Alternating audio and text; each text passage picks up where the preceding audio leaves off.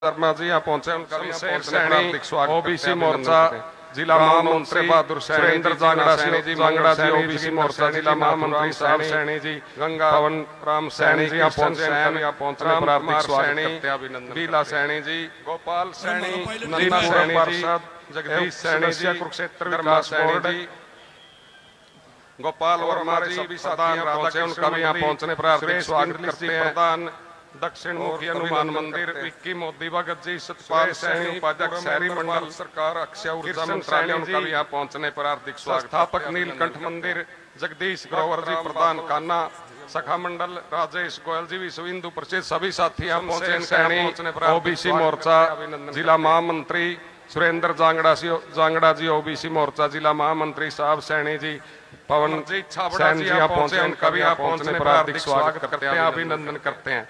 हमारे जी चेयरमैन कैलाश भगत जी यहाँ पहुंचे, उनका भी यहाँ पहुंच विकास बोर्ड स्वागत करते हैं, अभिनंदन करते हैं। गोपाल वर्मा जी प्रधान राधा कृष्ण मंडली, शर्मा जी सुरेश बिंदली से, उनका भी यहाँ पहुंचने पर हार्दिक स्वागत। हनुमान मंदिर विक्की मोदी भगत जी, सतपाल सैनी उपाध्यक्ष शहरी मंडल, कृष्ण सैनी जी, संस्थापक नीलकंठ मंदिर सैनी जी यहाँ पहुंचे, उनका भी यहाँ पहुंचने पर हार्दिक स्वागत। सखा मंडल राजेश गोयल जी, विश्व हिंदू परिषद, सभी साथी यहाँ पहुंचे, उनका यहाँ पहुंचने पर हार्दिक स्वागत करते हैं, अभिनंदन करते हैं।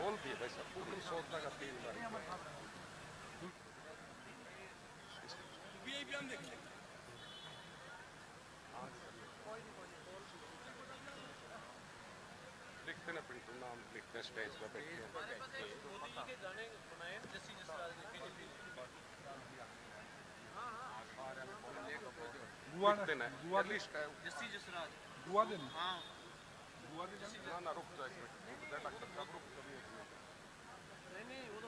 बीजेपी हेड ऑफिस के उनके तो एक्सेप्टेड है वो गाने सारे, बहुत बड़ा कलाकार है जी। जैसे हाँ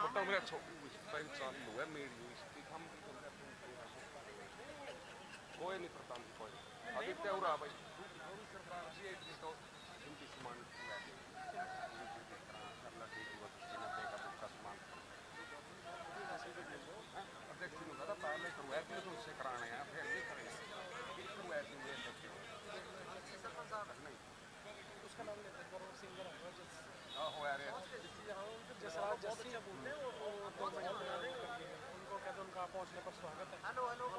जसराज जस्सी जी सिंगर यहाँ पहुंचे हैं पंजाब से, उनका भी यहाँ पहुंचने पर हार्दिक स्वागत करते हैं, अभिनंदन करते हैं।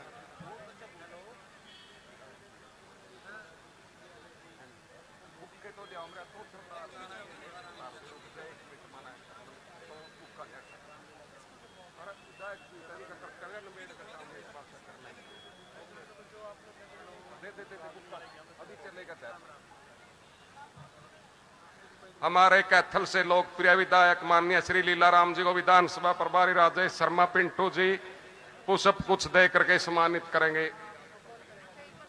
माननीय विधायक जी को पुष्प कुछ दे करके विधानसभा प्रभारी व एससी मोर्चा जिला अध्यक्ष शैलेंद्र वाल्मीकि जी दोनों पुष्प कुछ दे करके सम्मानित करेंगे।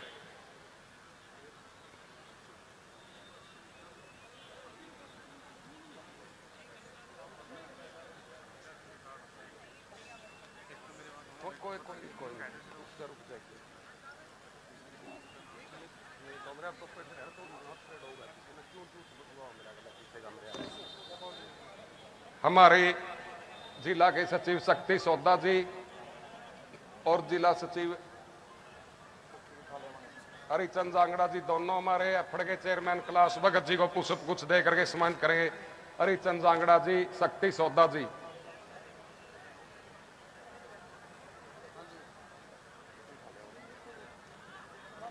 हमारी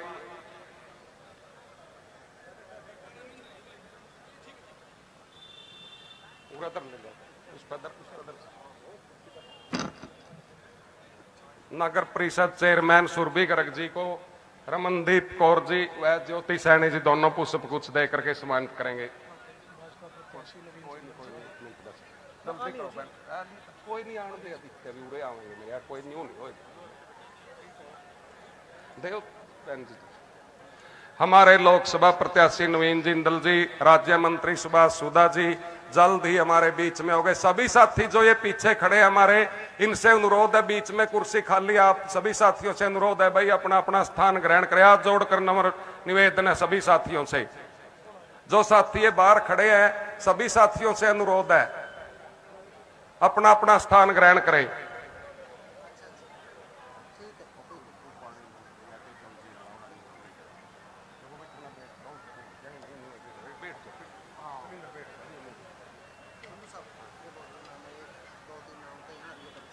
उषा मचल जी, लाभा खणौदा जी, पाला सरपंच खणौदा जी, सभी साथी यहाँ पहुंचे हैं, उनका यहाँ पहुंचने पर हार्दिक स्वागत करते हैं, अभिनंदन।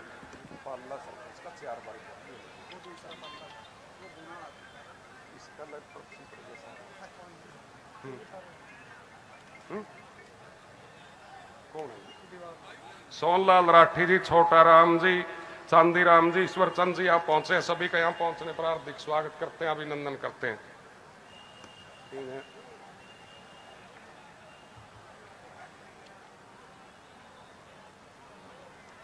यहाँ मना छह बारी नाम बोल लिए भाई साहब, ये देखिए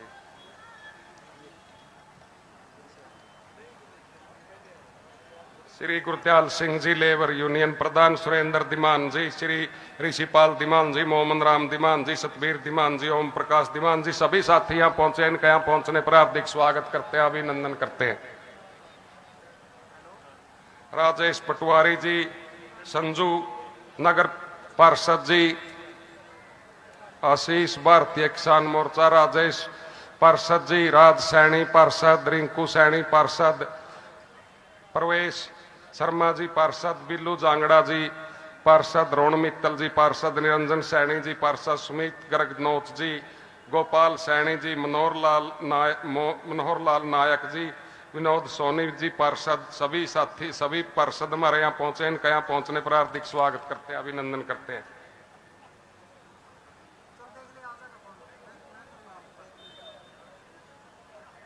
हमारे गुला से पूर्व विधायक कुलवंत बाजीगर जी यहाँ पहुंचे हैं, उनका भी यहाँ पहुंचने पर हार्दिक स्वागत करते हैं, अभिनंदन करते हैं।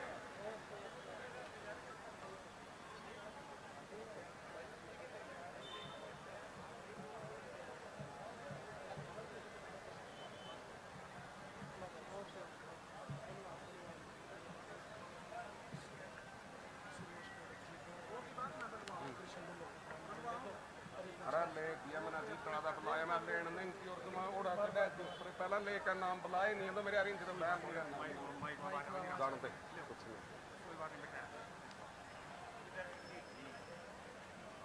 सरपंच जगदीशपुरा जयभगवान गड्डी जी, लोकेश दिमान जी, अजय जगदीशपुरा जी यहाँ पहुंचे हैं, सभी साथियों का यहाँ पहुंचने पर हार्दिक स्वागत करते हैं, अभिनंदन करते हैं।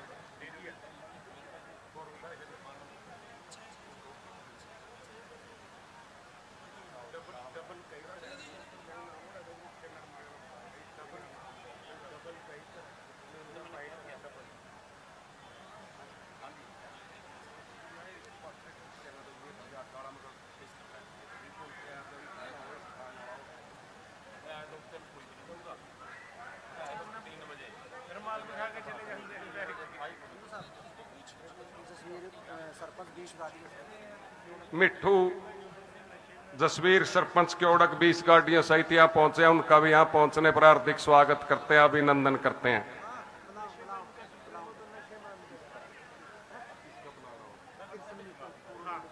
कृष्ण मित्तल जी पूर्व मंडी प्रधान यहाँ पहुंचे हैं, उनका भी यहाँ पहुंचने पर हार्दिक स्वागत करते हैं, अभिनंदन करते हैं।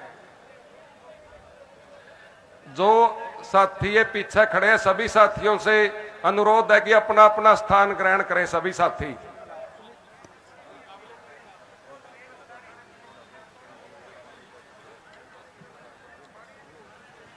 माननीय मंत्री जी और हमारे प्रत्याशी, हमारे लोकप्रिय जिला अध्यक्ष अशोक गुर्जर जी हमारे बीच में पहुंचे, उनका भी यहाँ पहुंचने पर हार्दिक स्वागत करते हैं, अभिनंदन करते हैं। हमारे लोकसभा प्रत्याशी श्री नवीन जिंदल जी भी, राज्य मंत्री सुभाष हमारे बीच में हमारे बहुत ही लोकप्रिय भाजपा प्रत्याशी आदरणीय श्री नवीन जिंदल जी और राज्य मंत्री आदरणीय श्री सुभाष सुधा जी हमारे मध्य में पहुंच चुके हैं और पीछे के गेट से जो पब्लिक की एंट्री है वहां से आपके बीच में आ रहे हैं। आप सबसे रूबरू होंगे, आप सबसे मिलेंगे और पीछे वाले गेट से जो सभी हमारे सम्मानित कैथल विधानसभा की जनता है, जहां से उन्होंने एंट्री की है, उसी गेट से हमारे भाजपा प्रत्याशी आदरणीय श्री नवीन जिंदल जी उसी गेट से आपसे मिलने के लिए आपके बीच में आ रहे हैं। तो जोरदार तालियां बजा करके आपने उनका स्वागत करना है, अभिनंदन करना है।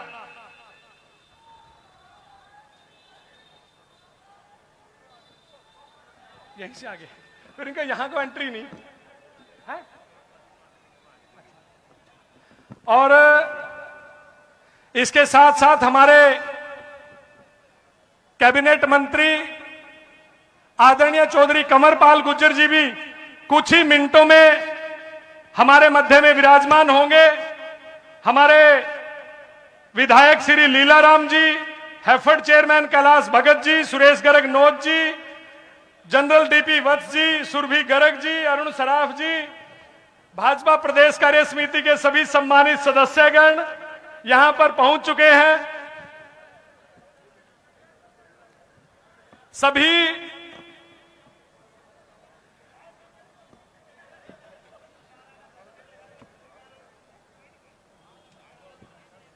सुभाष सुधा जी हमारे मध्य में पहुंच चुके हैं और नवीन जिंदल जी आप सबके बीच में हैं, आपसे मिलने के लिए आए हैं। तो जोरदार तालियां बजा करके आप उनका स्वागत करें, अभिनंदन करें और खड़े होकर के उनका अभिवादन करें। आदरणीय नवीन जिंदल जी हमारे मध्य में हैं और ये आपकी बीच वाली गैलरी से आपके बीच में है। जोरदार तालियां बजा करके हम इनका स्वागत करें, अभिनंदन करें। और कुछ ही मिनटों में हमारे पूर्व मुख्यमंत्री आदरणीय श्री मनोहर लाल जी हमारे बीच में होंगे।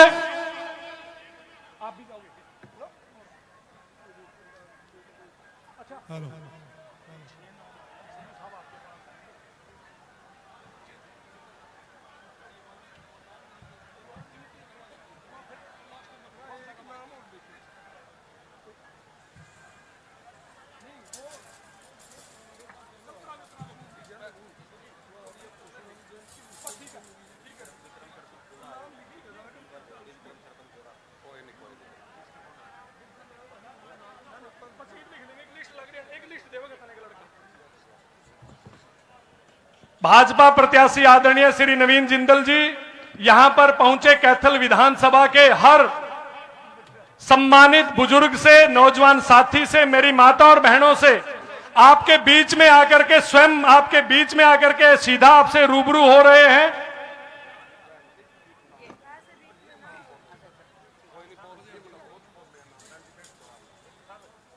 राम और लक्ष्मण दशरथ के बेटे दोनों बण बस प्रधान जी तो हो गया काम? हमारे प्रदेश कार्य समिति सदस्य मनीष कठवाड़ जी यहाँ पहुंचे, उनका भी यहाँ पहुंचने पर हार्दिक स्वागत करते हैं, अभिनंदन करते हैं।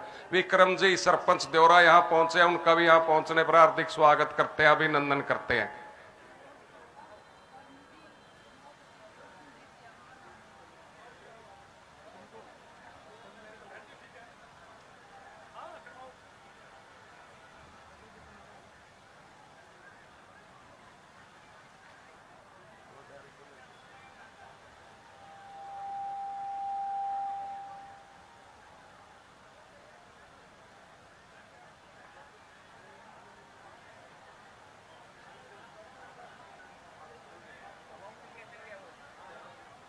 पवन जी था, पवन जी पीएम का था वो। हाँ मिल गए। थैंक यू, कोई बात नहीं, थैंक यू।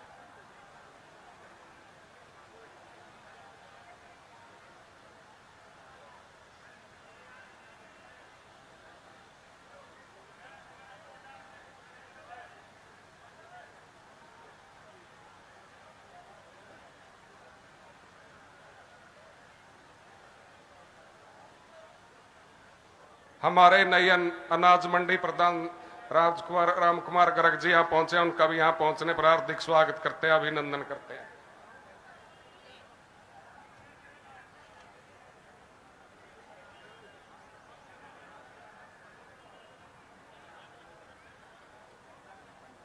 हमारे राज्य मंत्री माननीय श्री सुभाष सुधा जी को प्रदेश कार्य समिति सदस्य सुभाष अजवाणा जी, जसवंत पठानिया जी पुष्प कुछ दे करके सम्मानित करेंगे।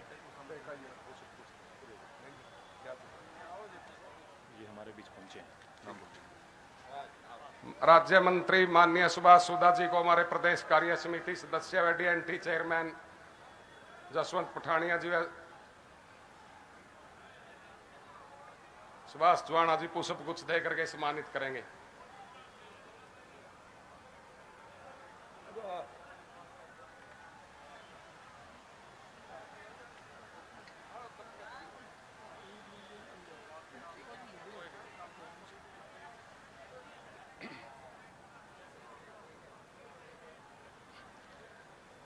सभी साथी जो पीछे खड़े हैं उनसे हाथ जोड़कर विनती है, सभी साथियों से अपना अपना स्थान ग्रहण करें। सभी साथी, हमारे लोकसभा प्रत्याशी सभी कार्यकर्ताओं से मिल रहे हैं।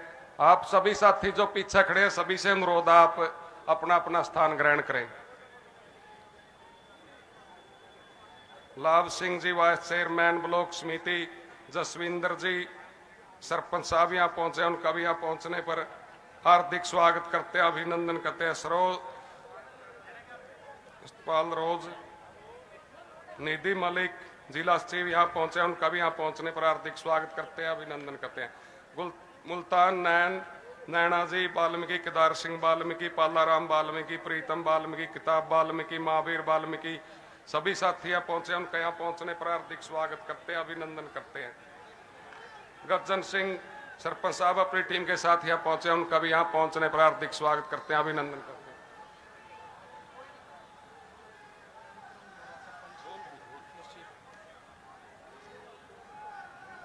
वार्ड नंबर 18 से नरेश कुमार, दीपक, अजय, संजय, बलवान, शिवदास, ओम प्रकाश, अशोक, सोनू, नरेश, राजेश, सुभाष, कुलदीप, आदित्य सभी यहाँ पहुंचे, उनका यहाँ पहुंचने पर हार्दिक स्वागत करते हैं, अभिनंदन करते हैं। बलराम जी, सूरजबान, पालाराम, गुरविंदर, सोमाराम, परमजीत, रामपाल, रामलाल, गुरनाम, संगीत कुमार सभी साथी यहाँ पहुंचे, इनका यहाँ पहुंचने पर हार्दिक स्वागत करते हैं, अभिनंदन करते हैं। मैं अब आमंत्रित करूंगा जसवीर सिंह जस्सी जी आए, जसवीर सिंह जस्सी जी।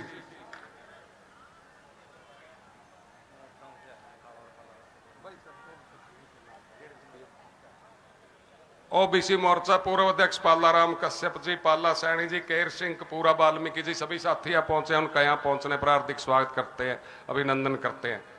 जसवीर सिंह जस्सी जी।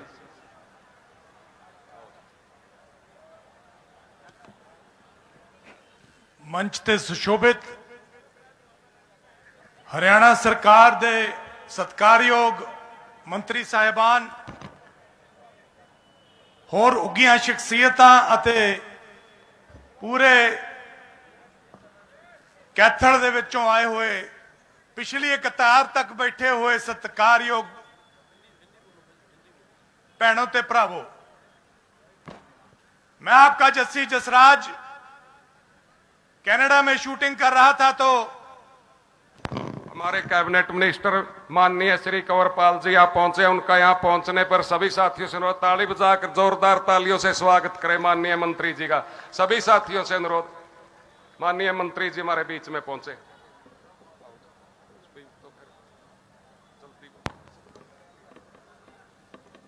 नवीन जिंदल जी मेरे बड़े भाई और जगविंदर सिंह जी विर्क जो ऑस्ट्रेलिया में रहते हैं, उनका संदेश पहुंचा कि जस्सी भाई शूटिंग छोड़ के आपको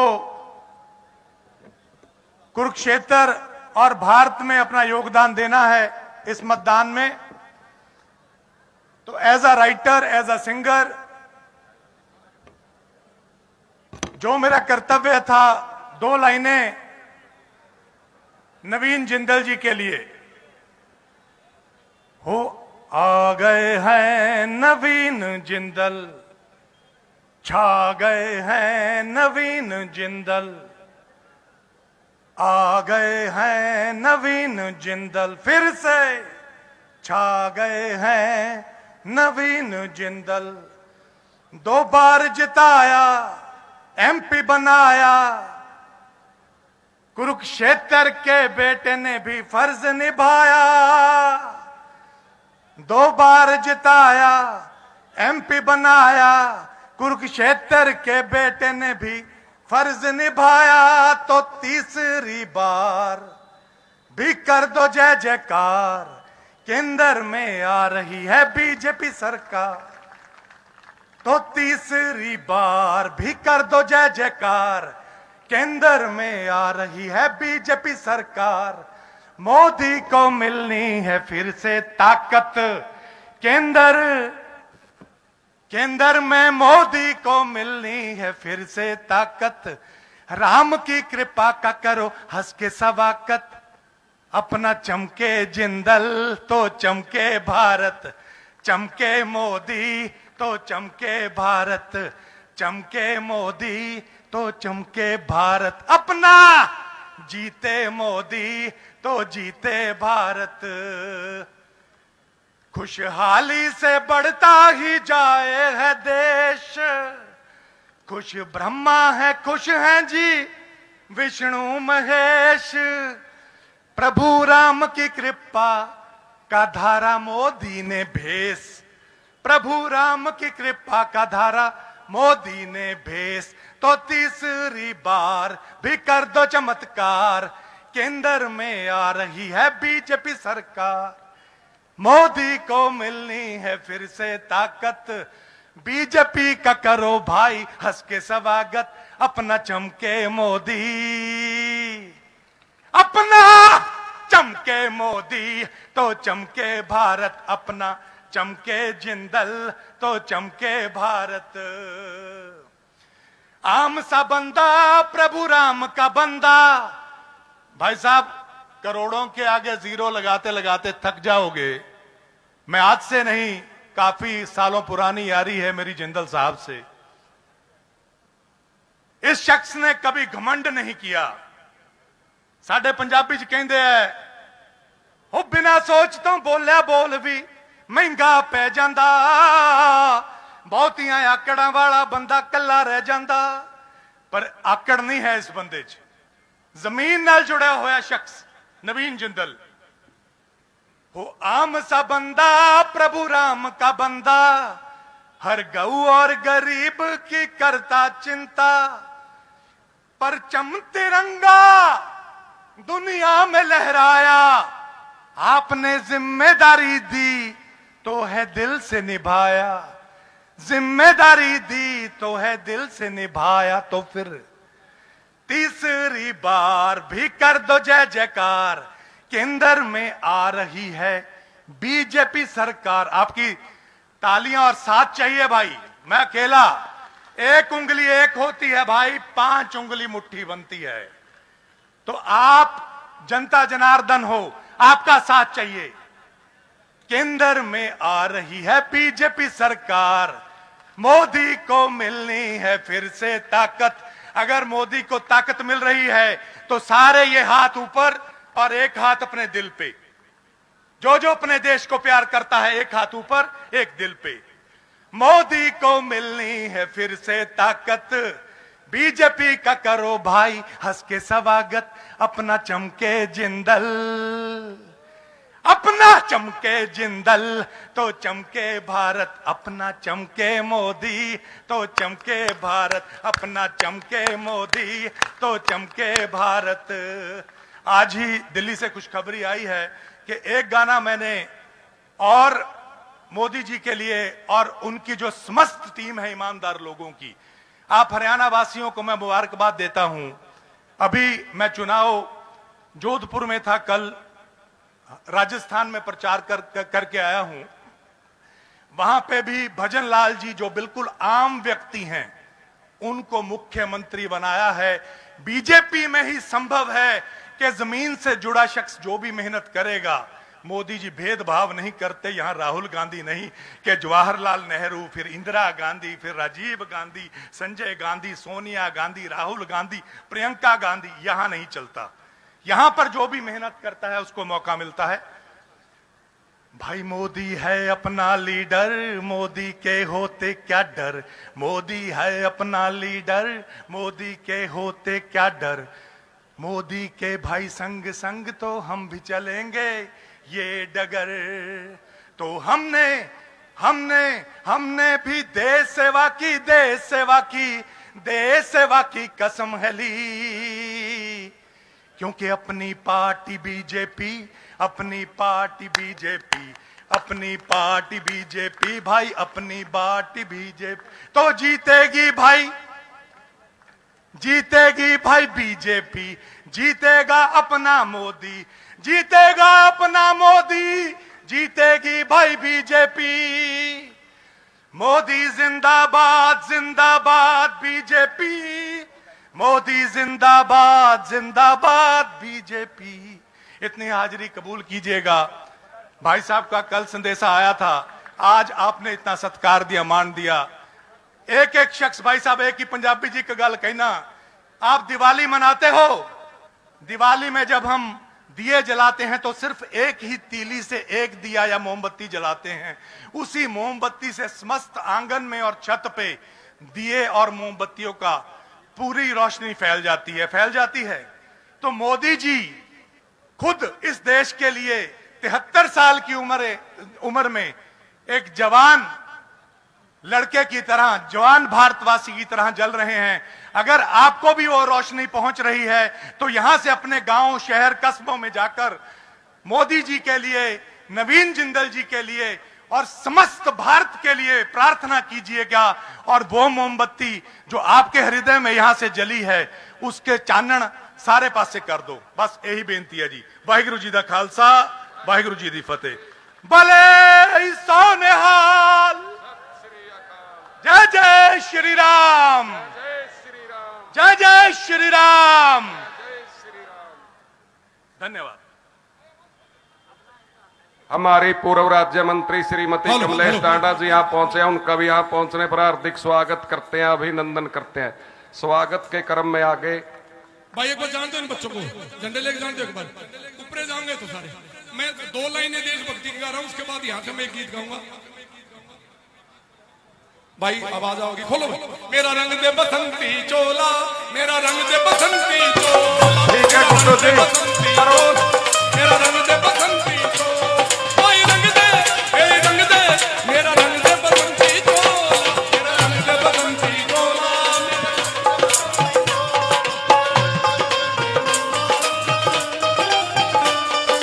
आजादी को गले में हमें हम मर्दों की टोलियां, आजादी को गले में हम मर्दों की टोलियां, खून से अपने रंग देंगे हम इंकलाब की बोलियां, हम वापस लौटेंगे लेकर आजादी का तोला। मेरा रंग दे, मेरा रंग दे बसंती चोला, मेरा रंग दे बसंती चोला, मेरा रंग दे बसंती चोला।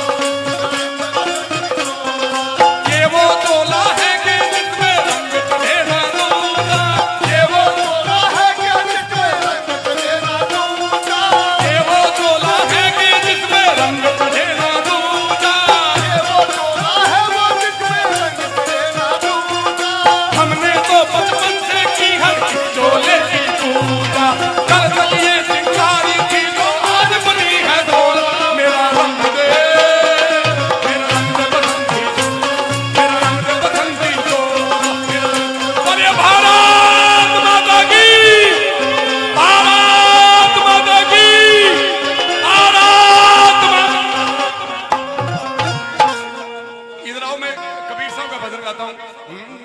बंदे सतगुरु सतगुरु बोल रे, तेरा क्या लगे है मोल, बंदे साहिब साहिब बोल रे, तेरा क्या लगे है मोल, क्या लगे है मोल, तेरा क्या लगे है मोल, क्या लगे है मोल, तेरा क्या लगे है मोल, बंदे साहिब साहिब बोल रे, तेरा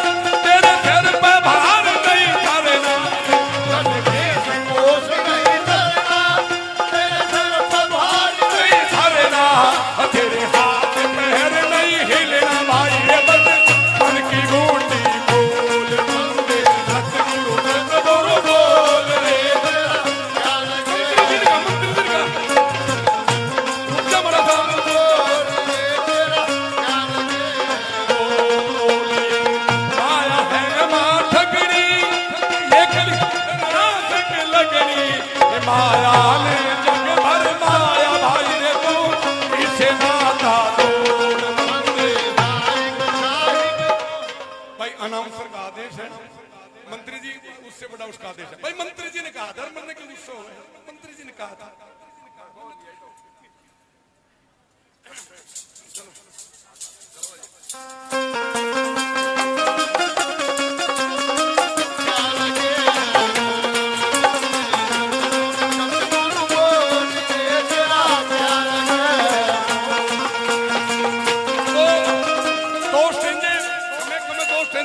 भगत सिंह जी का मैंने गीत गाया था, आपके सामने गाना चाहता था, 2 स्टेज उसके गाता फिर मैं ढोलक ठीक बोले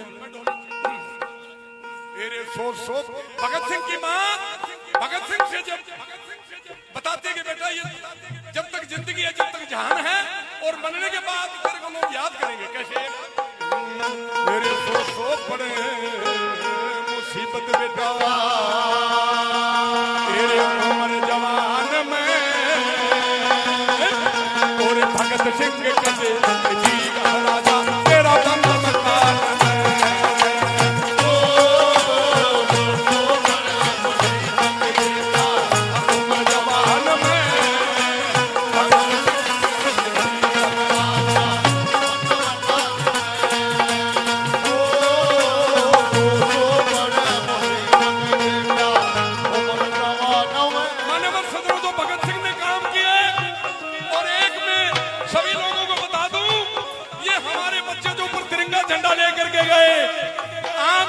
झंडा लहराने का अधिकार नहीं था। सुप्रीम कोर्ट की लड़ाई लड़ करके इस आम आदमी तक तिरंगा पहुंचाने का काम हमारे भाई नवीन जिंदल ने किया। एक बार जोरदार तालियां बजाइए।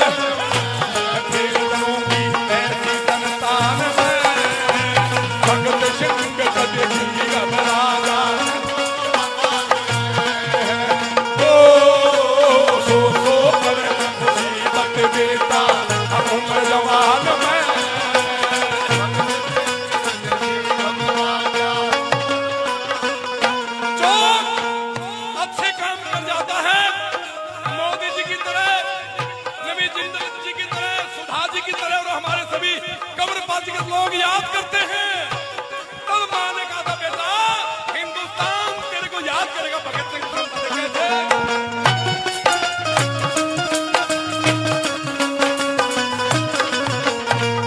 हिंदवासी ढंग नया करेंगे, हिंदवासी ढंग नया करेंगे, बधाई तेरी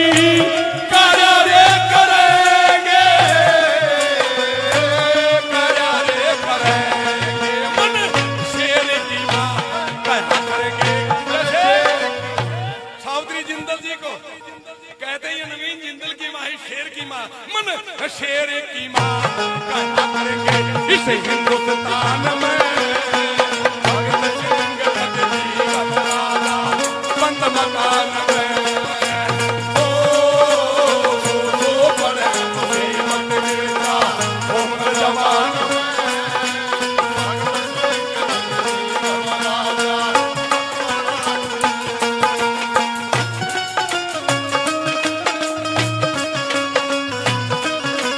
लंबा गीत है, मन से बातें अंतिम लाने शर्माइयों बोली बेटा जो अच्छे काम करता उसको याद करते हैं। ये तेरा जो जीवन है, ये तो मेरी छाती से अमृत रूपी दूध पिलाया है, ये तेरी जवानी देश के नाम कर दे। कैसे? मांगे राम गुरु जी का सर,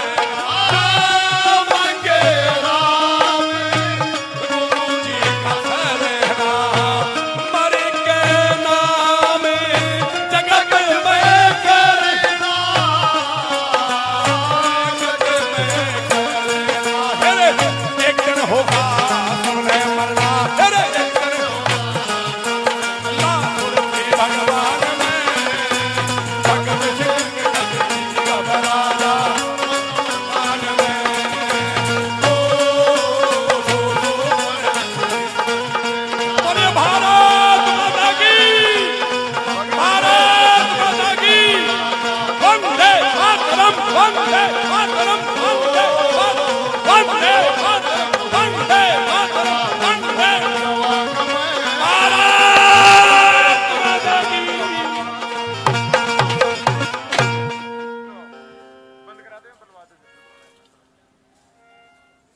महावीर जी रेस्ट करो ही बाप, थक गए हो गए कुछ न कुछ, ठीक है नहीं जी।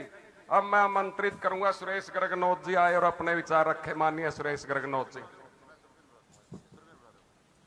हमारी नगर परिषद चेयरमैन हमारी बेटी सुरभि गर्ग जी आए और वो अपने विचार रखे। सुरभि गर्ग जी,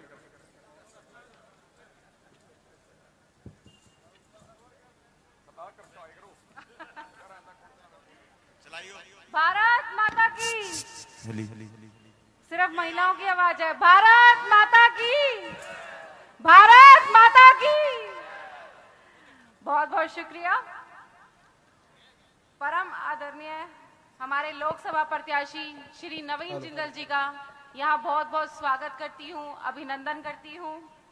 हमारे कैबिनेट मंत्री कंवरपाल गुर्जर जी का, हमारे कैबिनेट मंत्री कमलेश ढांडा जी का, सुभाष सुधा जी का, डीपी वत्स जी का, कैलाश भगत जी हैफिड चेयरमैन, जिला अध्यक्ष अशोक गुर्जर जी, चेयरमैन अरुण शराफ जी और मंच पर आसीन जितने भी गणमान्य व्यक्ति बैठे हैं मेरे सामने, मेरे कैथल शहर के जितने भी गणमान्य व्यक्ति, मेरी माताएं, बहनें, किसान भाई, व्यापारी भाई, विधायक लीला राम जी का बहुत बहुत अभिनंदन और स्वागत करती हूँ। आप सभी को पता ही है कि श्री कृष्ण की धर्म भूमि, कर्म भूमि कुरुक्षेत्र की धरती पर चुनावी बिगुल बज चुका है और आने वाली 25 मई को इस न्याय युद्ध का एक चरण है जिसमें आपको अपना महत्वपूर्ण योगदान देना है। इस न्याय युद्ध में एक तरफ भारत के ही नहीं बल्कि इस पूरी दुनिया के सबसे लोकप्रिय नेता आदरणीय नरेंद्र मोदी जी की सेना है, तो दूसरी तरफ सत्ता के लोभी, स्वार्थी और परिवारवाद में फंसे हुए लोगों की। एक तरफ जहां मोदी जी का उद्देश्य है भारत को किस प्रकार सशक्त और विकसित राष्ट्र बनाया जाए, तो दूसरी तरफ विपक्षियों का सिर्फ एक उद्देश्य है कि मोदी जी को किस प्रकार हटाया जाए।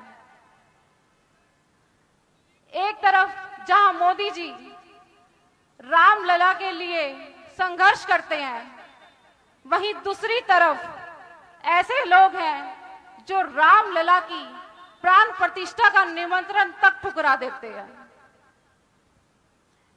एक तरफ जहां मोदी जी देश की अलग अलग नीतियों का किसान भाइयों के लिए अलग अलग नीतियां रोज चलाने पर लगे हुए हैं, कैसे किसानों का उद्धार हो, तो दूसरी तरफ उस पार्टी का कैंडिडेट है जो पंजाब में ये कहती है कि मैं हरियाणा को एक बूंद पानी तक नहीं दूंगा। अगर हम एक समय की बात करें, एक समय था जब एयरपोर्ट बनते थे तो गांधी परिवार के नाम पर, और अगर आज एयरपोर्ट बनते हैं तो महर्षि वाल्मीकि के नाम पर, शहीद भगत सिंह के नाम पर, महाराजा अग्रसेन के नाम पर।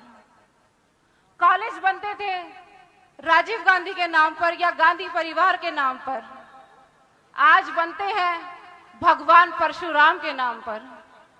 कौशल यूनिवर्सिटी बनती है भगवान विश्वकर्मा के नाम पर।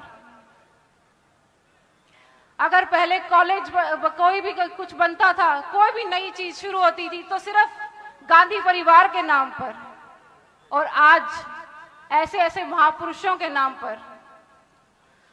पहले के समय में मंदिर मस्जिद मस्जिद मंदिर चलता था, और आज एशिया का सबसे बड़ा संत रविदास मंदिर हमारे वाराणसी में बनता है। 500 साल के संघर्ष के बाद आज हमारे रामलला अपने भव्य मंदिर में स्थापित हुए। नरेंद्र मोदी जी का तो सपना ही जन कल्याणकारी नीतियों का है, जन कल्याणकारी नीतियों के माध्यम से लोगों की सेवा करना। चाहे वो प्रधानमंत्री आवास योजना के तहत 4 करोड़ लोगों को पक्के मकान बनवाना हो, 10 करोड़ शौचालय बनवाना हो, 25 एम्स भारत को देना हो, या हाईवेज का इतना बड़ा इंफ्रास्ट्रक्चर खड़ा करना हो, ये सब सिर्फ और सिर्फ मोदी जी की देन है।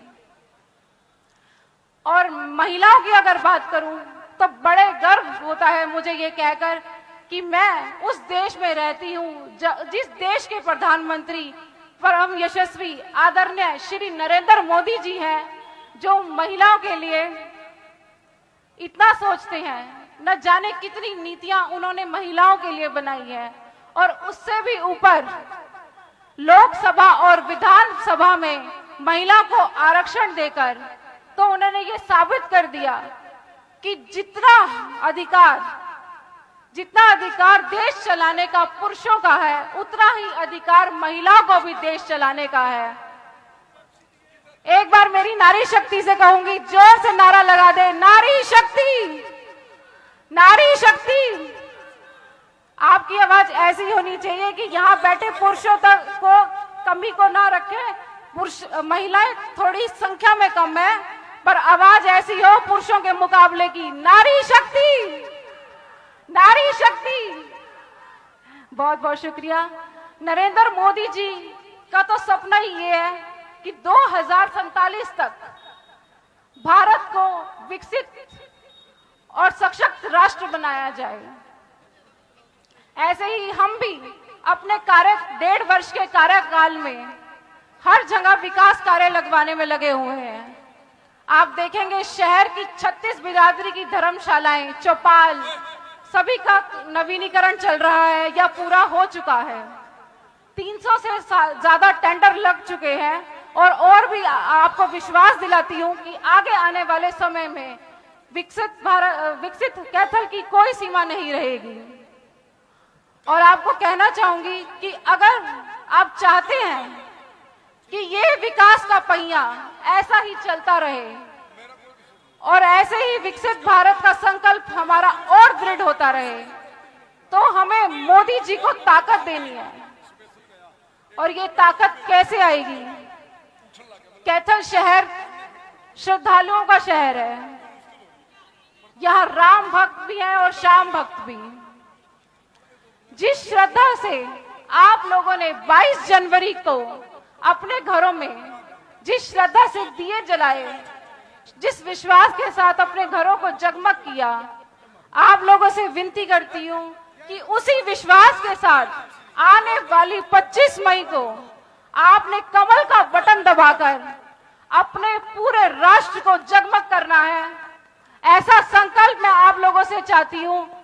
एक बार जोर से जयकारा लगाकर नवीन जिंदल जी को आश्वस्त कर दीजिए कि कैथल शहर से उन्हें रिकॉर्ड तोड़ मतों से जीत हासिल होगी। भारत माता की, भारत माता की। सत्यमेव सत्यमेव। जय श्री राम, जय श्री राम।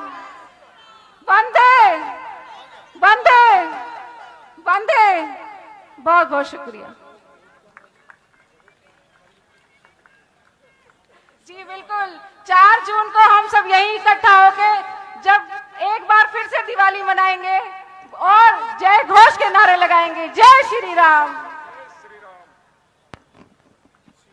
अब मैं आमंत्रित करूंगा हमारे डीएनटी के वाइस चेयरमैन जसवंत पठानिया जी आए, वो अपने विचार रखे। जसवंत पठानिया जी।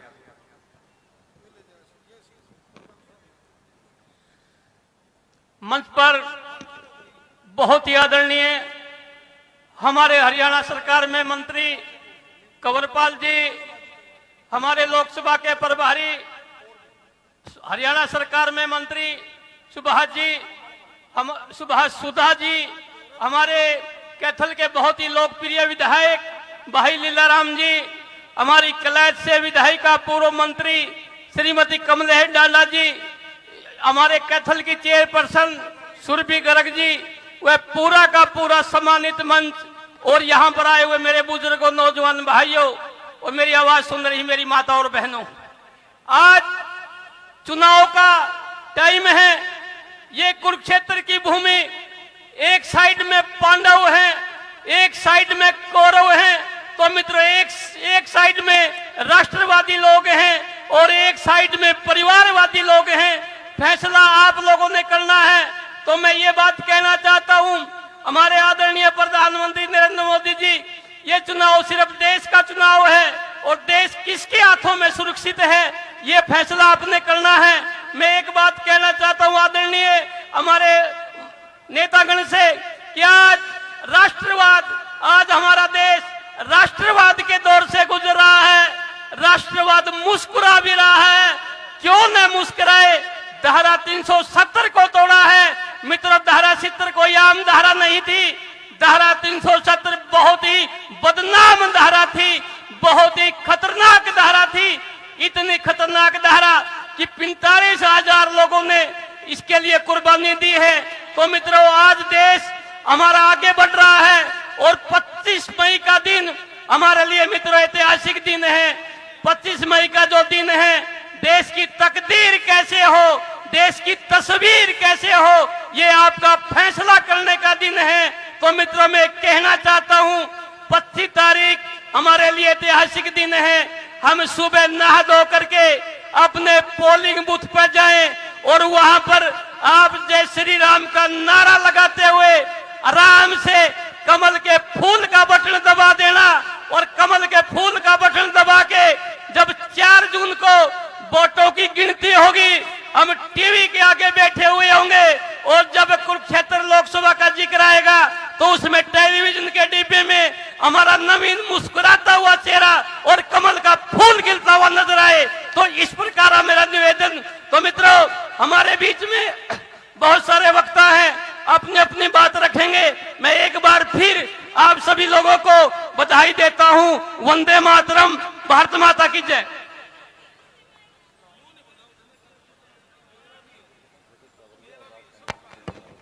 हमारे एमसी राज सैनी जी व रजत चावरिया जी अपनी पूरी टीम के साथ यहाँ पहुंचे। इनका यहाँ पहुंचने पर हार्दिक स्वागत करते हैं, अभिनंदन करते हैं। अब मैं आमंत्रित करूंगा फड़के चेयरमैन श्री माननीय श्री कैलाश भगत जी आए और अपने विचार रखे। माननीय कैलाश भगत जी।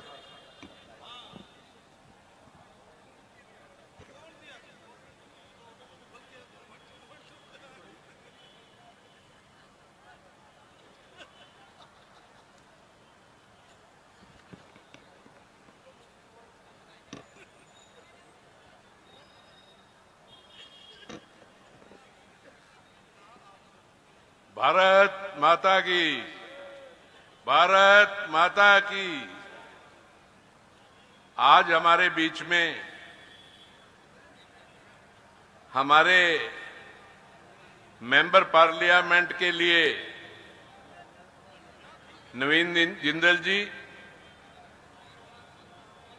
हमारे कैबिनेट मंत्री कंवरपाल गुर्जर जी, हमारे मंत्री सुभाष सुधा जी, हमारे जिला अध्यक्ष अशोक गुर्जर जी, हमारे विधायक भाई लीलाराम जी, हमारी बहन पूर्व मंत्री कमलेश टांडा जी, पूर्व राज्य सभा सदस्य डीपी वत्स जी, हमारी नगर परिषद चेयरमैन हमारी बिटिया सुरभि गर्ग, हमारी नई अनाज मंडी के प्रधान राम कुमार गर्ग जी, हमारे साथी राव सुरेंद्र सिंह जी, अमरजीत छाबड़ा जी, राम प्रताप जी, अरुण सराफ जी और हमारे मंच पे बैठे हुए सभी पार्टी के मेन साथी और यहां पे आए हुए मेरे पिता तुल्य बुजुर्गों, साथियों, माताओं, बहनों और प्यारे बच्चों, आज पूरे हिंदुस्तान के अंदर इलेक्शन शुरू हो चुका है, बल्कि कई जगह पे तो हो भी गया है। हमारी कुरुक्षेत्र की धर्म भूमि पर हमारे भाई नवीन जिंदल जी पहले भी यहां से 2 बार बन के जा चुके हैं और आज पार्टी ने हमारे बीच में उनको दोबारा उतारा है। तो हमारा एक ही फर्ज है कि हरियाणा प्रदेश की सभी सीटें जीतने के लिए हम मैक्सिमम वोट से अपनी कुरुक्षेत्र लोकसभा की सीट को जिताने का काम करें, जिसमें हमारी भागीदारी जाके सेंटर के अंदर हो। और आज पूरे देश के अंदर नहीं, विदेश के अंदर एक बात मानी जाती है कि हमारे माननीय प्रधानमंत्री जी ने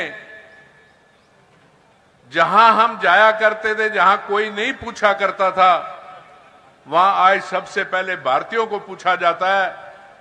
कहीं भी बाहर के कंट्री में जाते हैं तो आप एक बात देखो कि हमारे माननीय प्रधानमंत्री जी को लेने के लिए बड़े से बड़े राष्ट्रपति उनको जब लेने के लिए आते हैं तो हम मान के ये चलते हैं 140 करोड़ जनता का सिर जो है वो गर्व से ऊंचा होता है, क्योंकि वो उनको लेने नहीं गए। जिस जनता ने उनको बनाया है उनको लेने के लिए जब पहुंचते हैं तो हर भारतवर्ष का निवासी ये बात को सोचता है कि आज तुम्हारा मान सम्मान कितना ऊपर हुआ। जहां तक भारतवर्ष की अर्थव्यवस्था की बात है, आप एक बात को देखो कि धारा 370 को खत्म करना, जिसको लोग असंभव समझते थे, वो उन्होंने करके दिखाया। माननीय प्रधानमंत्री जी ने राम मंदिर के लिए एक निश्चित फैसला लिया था कि हम भगवान राम का मंदिर बनाएंगे। आज अयोध्या के अंदर भगवान राम की स्थापना करके वो 500 साल से जो हमारे बुजुर्ग पता नहीं कितनों ने इसमें कुर्बानियां दी थी, उसको करके दिखाया। क्योंकि वो जो चीज कहते हैं उसके करने में कोई फर्क नहीं।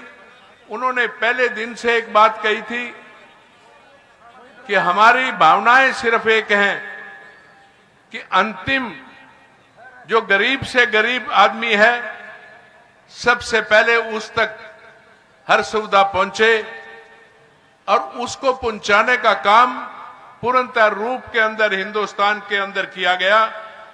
अभी आपने देखा है कि अगले 5 साल के लिए भी 80 करोड़ जनता को राशन देने का वायदा किया है कि हमारा कोई भी भारतवासी भूखा ना रहे।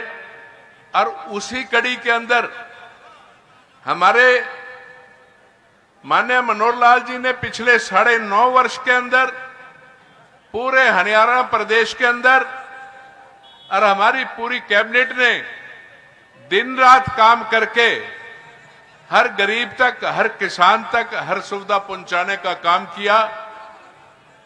मेरे को सरकार के अंदर एक हैफर्ड की जिम्मेवारी सौंपी गई। आज से 2 साल पहले जब बासमती के रेट बिल्कुल नीचे गिरने शुरू हो गए थे, तो हमारे सभी किसान यहां बैठे हैं। मैं आपको एक बतलाना चाहता हूं कि मैंने माननीय मुख्यमंत्री जी से उस टाइम एक बात कही कि किसानों का बहुत भारी नुकसान हो जाएगा। मेरे को एक ही आदेश दिया कि ये ड्यूटी आपकी है कि जिम्मेदार को मैक्सिमम रेट देने का काम करो। हमने 2 साल के अंदर हरियाणा प्रदेश में जो फसल 3500 रुपए में बिकती थी, उसको 6500 रुपए तक बिकवाने का काम किया। जो पीआर हमारी फसल 3500-3400 रुपए में जो बिकती थी, वो उसको 5000 रुपए में बिकवाने का काम किया। पूर्णतः रूप से पीछे अभी सूरजमुखी की क्रॉप गई है, और लोग ये कहते थे कि यार सरकार इसको उठाएगी नहीं, पर 3.5 लाख मीट्रिक टन सूरजमुखी जो हरियाणा प्रदेश की आई, उसकी एक बोरी उठाने का काम किया। उसके बावजूद जबकि एडजॉर्निंग स्टेट के अंदर सूरजमुखी के भाव 41-4200 रुपए के थे, हमारी सरकार ने किसान के लिए 1000 रुपए पर क्विंटल का मुआवजा देने के काम किया। पर हमने उसके बावजूद भी एक बात सोची कि नहीं, हमारे जिम्मेदार को रेट और मिलना चाहिए। हैफर्ड ने उसी माल को 4905 रुपए खरीद के 6000 रुपए जिम्मेदार को रेट देने का काम किया, जो बाकी स्टेट्स के अलावा 1800-1700 रुपए ऊपर था। आज सरसों की फसल पूरे हरियाणा प्रदेश के अंदर आ रही है। आज 9.5 लाख मीट्रिक टन सरसों आ चुकी है। एक एक जिमीदार की बोरी हम पूर्णतः रूप से उठा रहे हैं। आज आपके बीच में आपकी कनक आई, एक एक बोरी कनक की उठाई जा रही है। पहला हरियाणा प्रदेश एक ऐसा प्रदेश है जिसमें 14 फसलें एमएसपी के ऊपर हैं। नहीं तो पूरे हिंदुस्तान के अंदर 2 से तीसरी फसल जो है वो एमएसपी पे नहीं खरीदी जा सकती। इसलिए मैं दोबारा अपने सभी साथियों से एक ही अनुरोध करूंगा कि अपने आप को सभी आज से नवीन जिंदल मन के आप अपना वोट मांगो। ये नहीं कि कोई आदमी आप तक पहुंचा या नहीं पहुंचा। आप अपने आप को एक बात समझो कि जो वोट आप मांग रहे हो वो भारतवर्ष के लिए, आपके माननीय प्रधानमंत्री जी के लिए, आपके लिए एक वो वोट जो है वो आगे के लिए ऐसी साबित होगी कि जिस दिशा के अंदर हमारी रोड मूवमेंट, आज रेलवे मूवमेंट, आपकी हॉस्पिटल्स, एम्स के 22 हॉस्पिटल बन गए, इतनी ज्यादा प्रोग्रेस हो गई है जो लगातार चलती रहे। जय भारत, जय हरियाणा। 5 मिनट में हमारे बीच में हमारे पूर्व मुख्यमंत्री माननीय श्री मनोहर लाल जी पहुंचने वाले हैं। अब मैं स्वागत के क्रम में आमंत्रित करूंगा हमारे पूर्व विधायक दिनेश कौशिक जी, कुलवंत बाजीगर जी आए। हमारे कैबिनेट मिनिस्टर माननीय श्री कंवरपाल जी को पुष्प गुच्छ दे करके सम्मानित करें। दिनेश कौशिक जी और कुलवंत बाजीगर जी, माननीय कैबिनेट मिनिस्टर श्री कंवरपाल जी को पुष्प गुच्छ दे करके सम्मानित करें।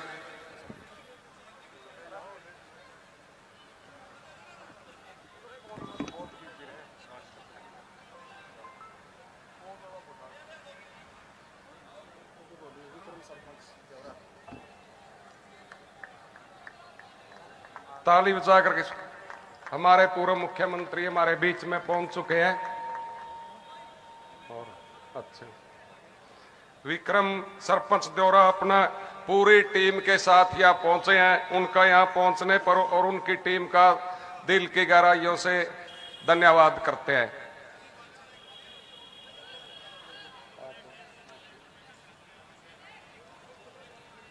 पूर्व मुख्यमंत्री मनोहर लाल जी जल्द पहुंचने वाले हमारे बीच में। अब मैं आमंत्रित करूंगा रमनदीप कौर चहल व ज्योति सैनी जी, हमारी पूर्व मंत्री श्रीमती कमलेश डांडा जी को पुष्प गुच्छ दे करके सम्मानित करें। उषा मथल जी, पूर्व मंत्री श्रीमती कमलेश डांडा जी को पुष्प गुच्छ दे करके सम्मानित करें।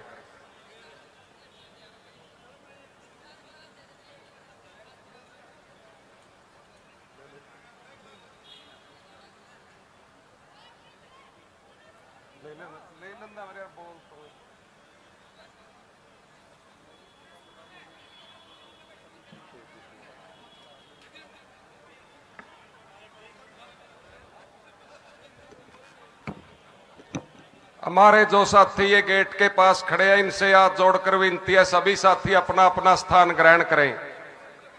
सभी साथियों से अनुरोध है अपना अपना स्थान ग्रहण करें।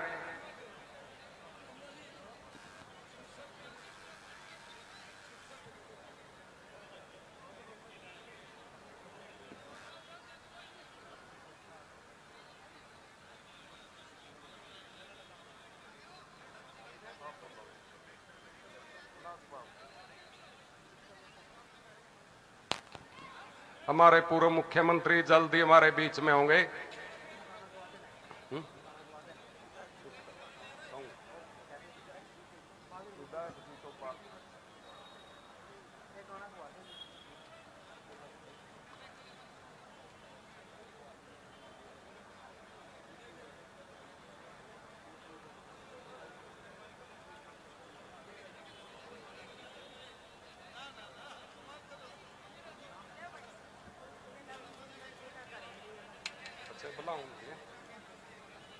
संदीप सैनी, संजीव सैनी, जुम्मा जी, राजेश सैनी, महासचिव हरीश सैनी, कैशियर दिनेश सैनी, सह सचिव सैनी सामाजिक एवं शिक्षा समिति रजिस्टर्ड चंदाना गेट कैथल, वो हमारे लोकसभा प्रत्याशी माननीय श्री नवीन जिंदल जी का स्वागत करेंगे। सैनी समाज के साथी बहन ज्योति सैनी जी,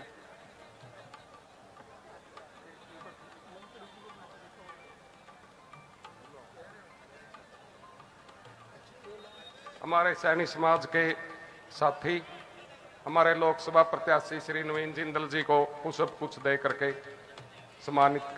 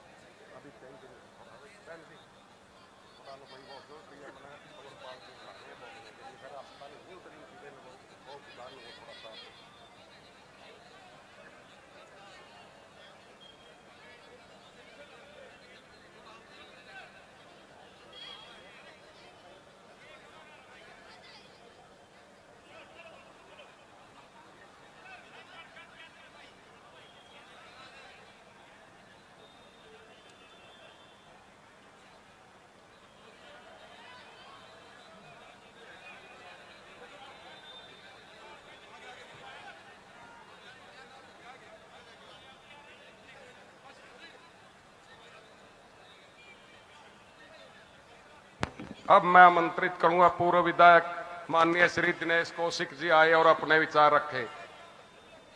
दिनेश कौशिक जी।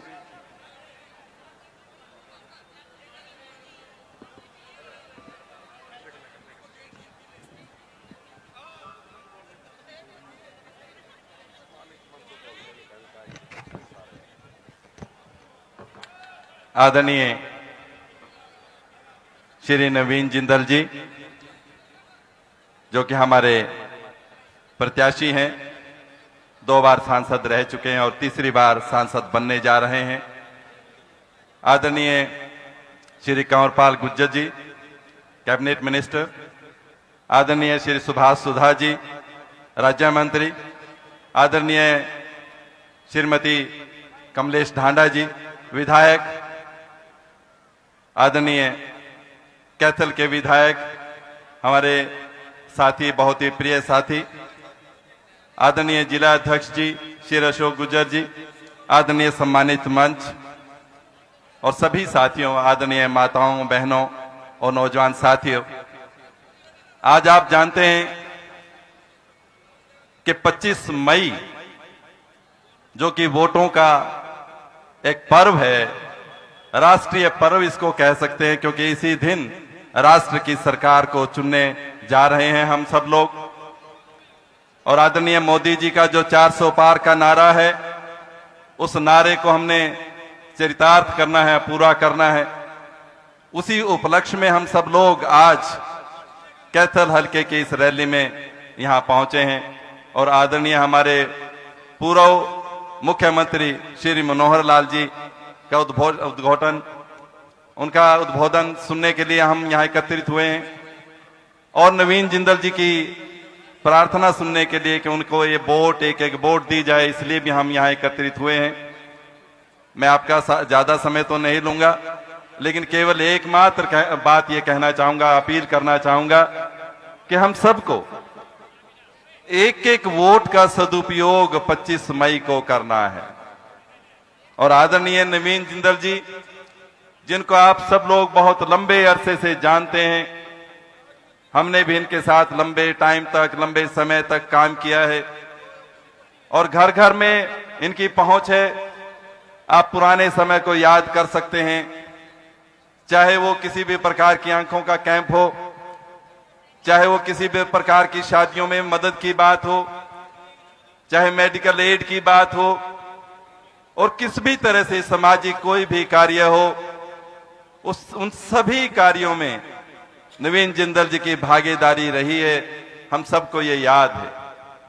और ये मौका ऐसा आया है जिसमें मोदी जी जैसे हमारे प्रधानमंत्री और नवीन जिंदल जी जैसे हमारे सांसद जब होंगे तो निश्चित रूप से कुरुक्षेत्र हलके का, कुरुक्षेत्र संसदीय क्षेत्र का विकास कई गुना बढ़ेगा। ये हमें उम्मीद भी है और पूरा विश्वास भी है। एक बार फिर से आप सबका बहुत बहुत धन्यवाद। और मैं अनुरोध ये करते हुए कि हमारे जितने भी साथी हैं, जहां कहीं भी अगर हमारे कहने से, मैं तो पुंडरी हलके से हूं, अगर हमारे कहने से कोई थोड़ा सा भी असर होता है कहीं किसी हमारे साथियों के ऊपर, तो उन्हें प्रयास करके एक एक व्यक्ति को, सब उन व्यक्तियों के पास जाने की जरूरत है जो हमें वोट देना चाहते हैं और जो हमारे साथ लगना चाहते हैं, उनको मनाने की जरूरत है। आप सबका बहुत बहुत बहुत बहुत धन्यवाद। माननीय दिनेश जी ने अपने विचार बहुत अच्छी तरह से रखे। सभी साथियों से अनुरोध है अपना अपना स्थान ग्रहण करें। जल्दी हमारे पूर्व मुख्यमंत्री श्री मनोहर लाल जी हमारे बीच में पहुंचने वाले हैं। सभी साथियों से अनुरोध है अपना अपना स्थान ग्रहण करें। अब मैं आमंत्रित करूंगा कैबिनेट मिनिस्टर माननीय श्री कंवरपाल जी आए और अपने विचार रखें। माननीय मंत्री जी, माननीय मंत्री जी।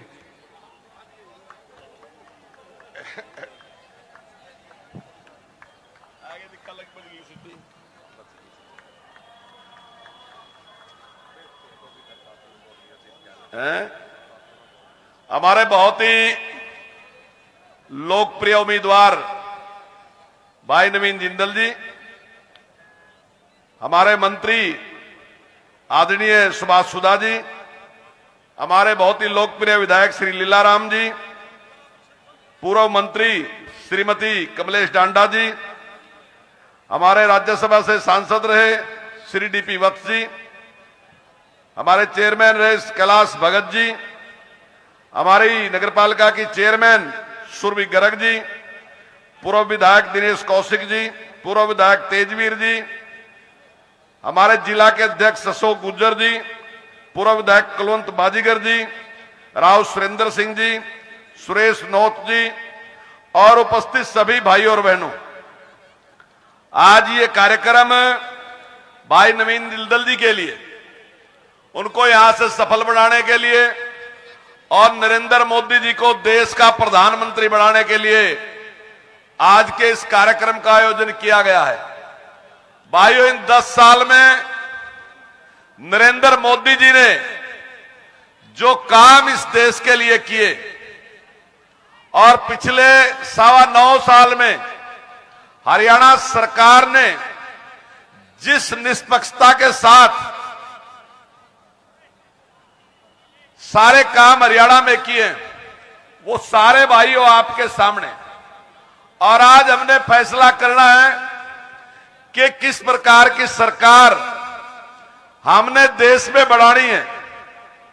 एक तरफ वो लोग हैं जो देश को गुमराह कर रहे हैं और एक तरफ वो लोग हैं जो टारगेट रखते हैं कि 2047 तक भारत को एक विकसित राष्ट्र बनाना, अमेरिका जैसा बनाना, इंग्लैंड जैसा बनाना, फ्रांस जैसा बनाना, जर्मन जैसा बनाना।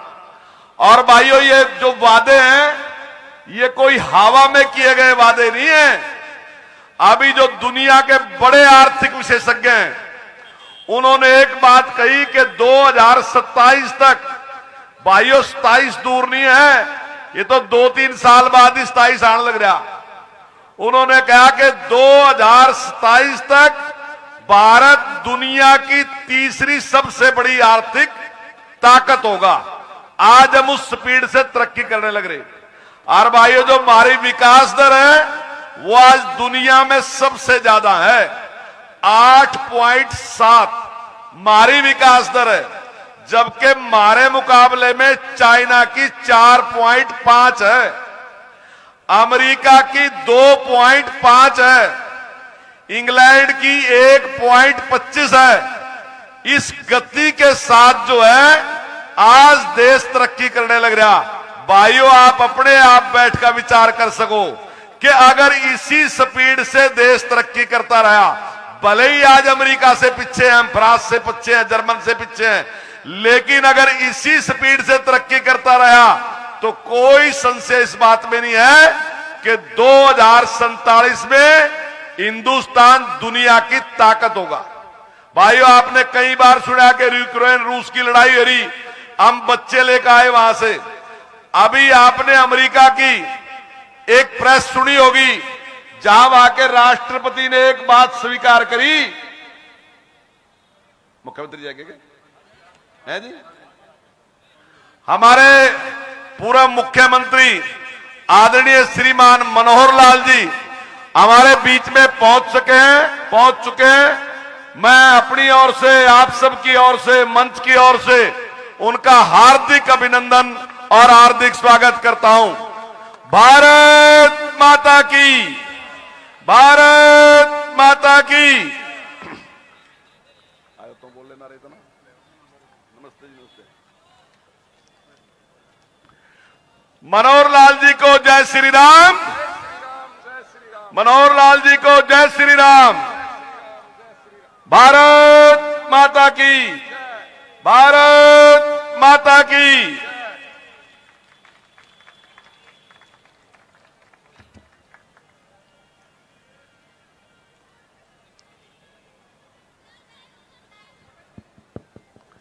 तो भाइयों, जो बात मैंने कही ये केवल कोई कल्पना नहीं है, ये हकीकत में बदलने वाली है कि 2047 तक भारत दुनिया का विकसित राष्ट्र होगा और शक्तिशाली राष्ट्र होगा।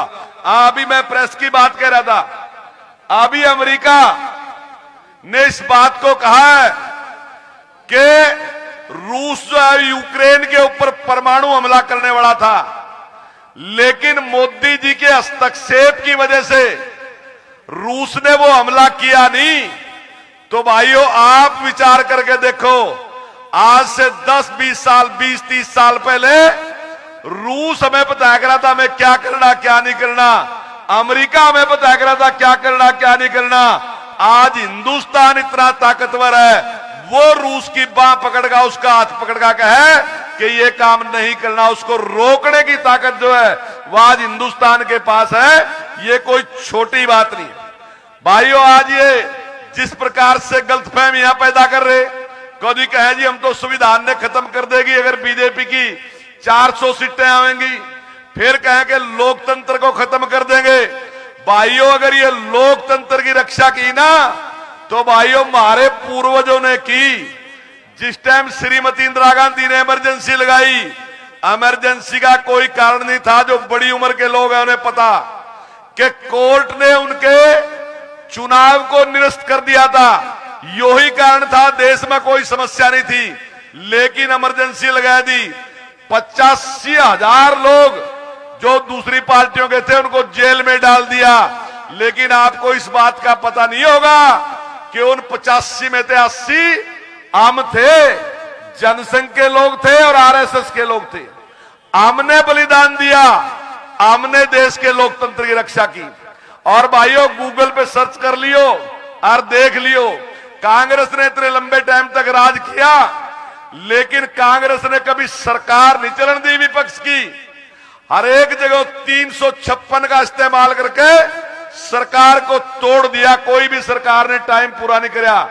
आप याद करके देखियो, अगर चौधरी देवीलाल की सरकार बनी, चली नहीं, कहन की तो टूट जा। अगर वीरेंद्र सकलेचा की बनी तो चली नहीं, अगर चौधरी चरण सिंह जी की बनी तो चली नहीं, अगर भैरव सिंह शेखावत की बनी तो चली नहीं, अगर प्रकाश सिंह बादल की चली तो चली नहीं।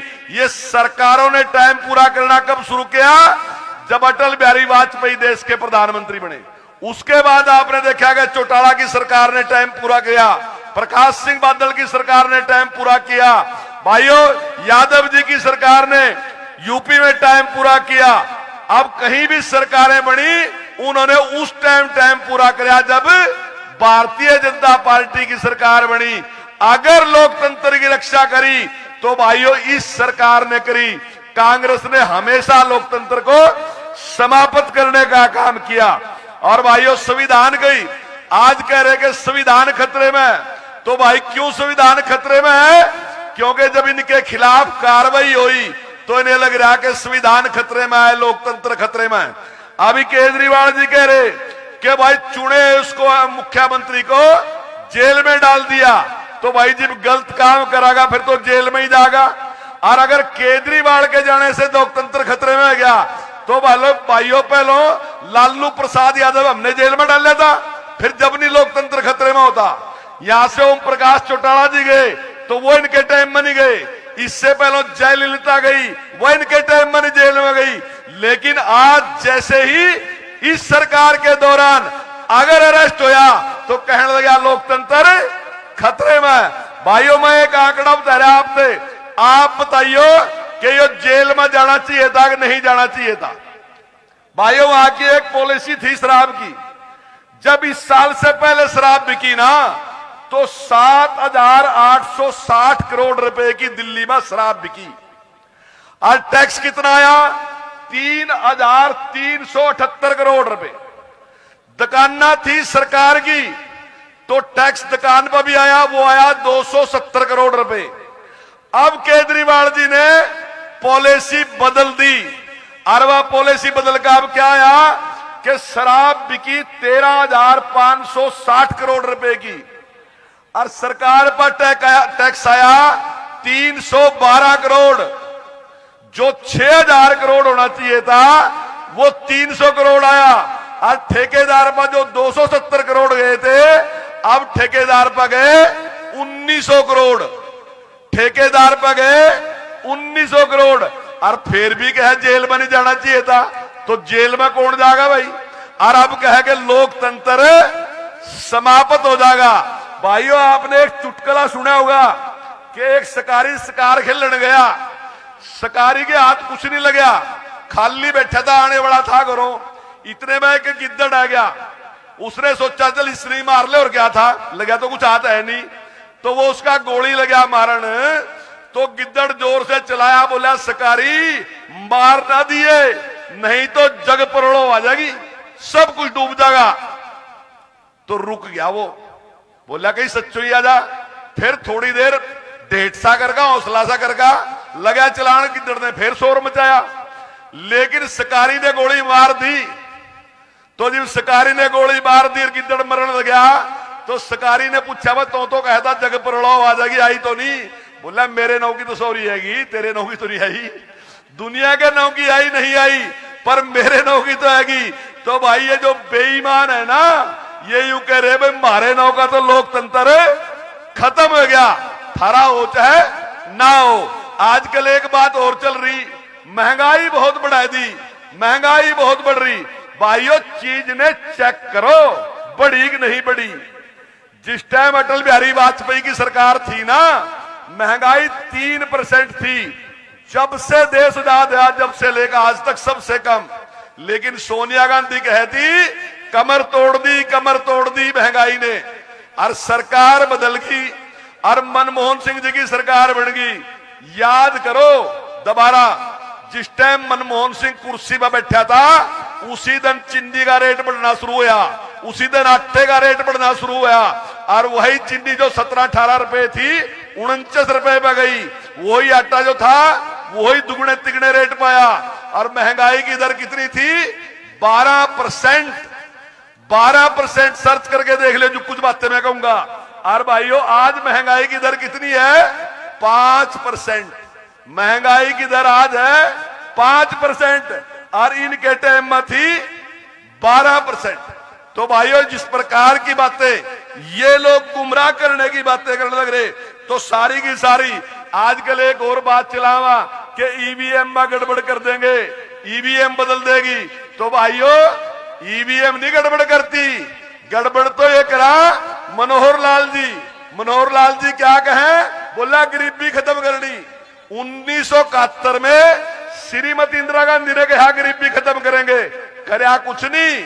लेकिन मनोहर लाल जी कह रहे कि जिनकी आमदन 1 लाख से कम है उन्हें मैं बुलाऊंगा और उनसे कहूंगा बोल भाई क्या काम करना हुआ तेरे पास जो भी करना आता हो, तेरे पास भैंस पाल दिया हुआ पाल, गाय पाल दिया हुआ पाल, बकरी पाल दिया हुआ पाल, मिस्त्री का काम करना हुआ मिस्त्री का काम कर, दुकान करनी हुआ दुकान कर, पर भाई गरीबी से बाहर निकल। लोन भी मैं दूंगा और ब्याज भी मैं दूंगा। पर जिम्मेदारी तेरी यह है कि तुझा गरीब नहीं रहने देने का। और भाइयों, आज सरकार का यह इरादा है कि किसी आदमी की मर्जी नहीं है गरीब रहने की। सरकार पकड़ेगी, पैसे देगी, काम करवाएगी, भाई गरीबी से बाहर निकल। भाइयों, इक्कर हो ईवीएम हैक। भाइयों, एक बात है, आप सबने एक बात सोच ली थी कि भाई जिसकी सरकार है संसाधन उसके हैं, उसके ही लड़के नौकरी लगाएंगे, उसी की डेवलपमेंट होगी। इसको आपने स्वीकार कर लिया था, ऐसा नहीं था कर रहे थे, आपने भी मान लिया था, यह बात ठीक है। लेकिन आज परिवर्तन कर दिया कि जिसके पास योग्यता है उसको मिलेगी भाई।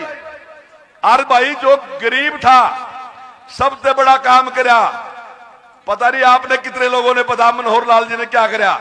मनोहर लाल जी ने कर दिया, जिसके घर में नौकरी नहीं आई थी ना कभी, उसने 5 नंबर फालतू दे दिए मनोहर लाल जी ने। और आज जोन सी 1.25 लाख के करीब नौकरियां लगी ना, उनमें 70,000 से ज्यादा लोग हुए हैं जिनके घर में नौकरी कभी गई नहीं थी, उनके नौका कर दिया। तो भाइयों, मैं एक बात कह अपनी बात समाप्त करूंगा। जब तुम अपनी बैठक में बैठे हो, जब कहीं बैठे हो तो क्या कहें, बोला अगर बढ़िया राज हो ना तो न्यू कहे भाई राम राज है गया। कहीं बढ़िया काम हो जा तो तुम सारे बात एक कहें कि राम राज है गया। मैं न्यू तो नहीं कहता कि हम राम राज लेकर आएंगे, पर भाइयों मैं एक बात कह रहा कि हम राम राज की दिशा में जा रहे कि नहीं जा रहे। हम बेइंसाफी तो खत्म करते जा रहे यार, हम बेईमाना खत्म करते जा रहे, हम पक्षपात खत्म करते जा रहे। हम यही बात मानते जा रहे कि जो 140 करोड़ हैं, 140 के 40 हमारे हैं, हमने इन्हें 140 के लिए काम करना, कम के लिए काम नहीं करना। तो भाइयों, आज इस प्रकार की सरकार आपने केंद्र में नरेंद्र मोदी जी के नेतृत्व में, हरियाणा में आपने जिस प्रकार से बनाई और जिस प्रकार से काम कर रही, तो भाइयों इसके लिए आपकी जिम्मेदारी है कि आप सब के सब लोगों के पास जाएं और ये कहें कि हम इस काम को करने लग रहे, तो हम इसके लिए लड़ाई लड़ेंगे। हम नवीन जिंदल हैं और हम ही मनोहर लाल हैं, हम ही नायब सैनी हैं, और हम विश्वास दिलाते हैं कि सरकार हर व्यक्ति के लिए काम करेगी। आप सबका बहुत बहुत धन्यवाद। जय हिंद। माननीय मंत्री जी ने अपने विचार बहुत अच्छी तरह से रखे, हमारे सामने मंत्री जी का बहुत बहुत धन्यवाद। सादगी और ईमानदारी की मिसाल पूर्व मुख्यमंत्री मनोहर लाल जी हमारे बीच में पहुंचे हैं। उनका यहां पहुंचने पर भारतीय जनता पार्टी कैथल की तरफ से हार्दिक स्वागत करते हैं, अभिनंदन करते हैं। मैं अब आमंत्रित करूंगा स्वागत के क्रम में माननीय विधायक जी और लोकसभा प्रत्याशी नवीन जिंदल जी, माननीय पूर्व मुख्यमंत्री जी को पुष्प गुच्छ व पगड़ी पहना करके सम्मानित करेंगे।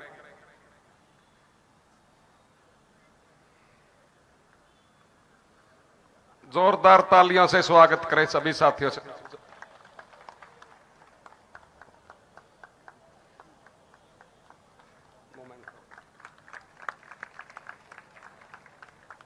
स्वागत के क्रम में अब मैं आगे आमंत्रित करूं हमारे लोकसभा प्रत्याशी नवीन जिंदल जी व माननीय जिला अध्यक्ष अशोक गुर्जर जी, पूर्व मुख्यमंत्री जी को मोमेंटो दे करके सम्मानित करेंगे।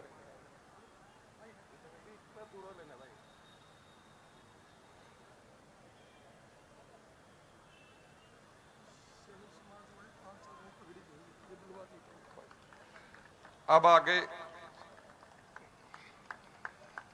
स्वागत के क्रम में माननीय श्री नवीन जिंदल जी को हमारे तीनों मंडल अध्यक्ष पगड़ी पहना कर वह बुक्का दे करके सम्मानित करेंगे। तीनों मंडल अध्यक्ष किशन डुल जी, वीरेंद्र बत्रा जी, संजीव कांगड़ा जी।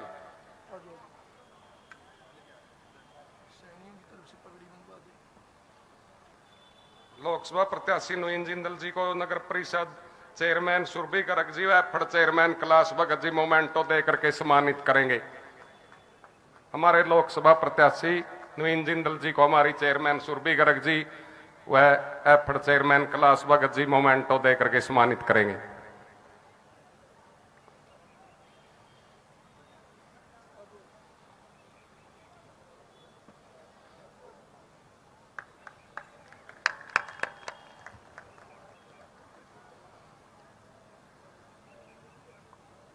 अब मैं आमंत्रित करूंगा हमारे जिला के माननीय जिला अध्यक्ष अशोक गुर्जर जी आए और अपने विचार रखे। माननीय जिला अध्यक्ष अशोक गुर्जर जी।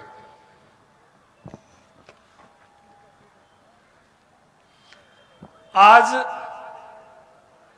कैथल विधानसभा की विजय संकल्प रैली में आज के हमारे मुख्य वक्ता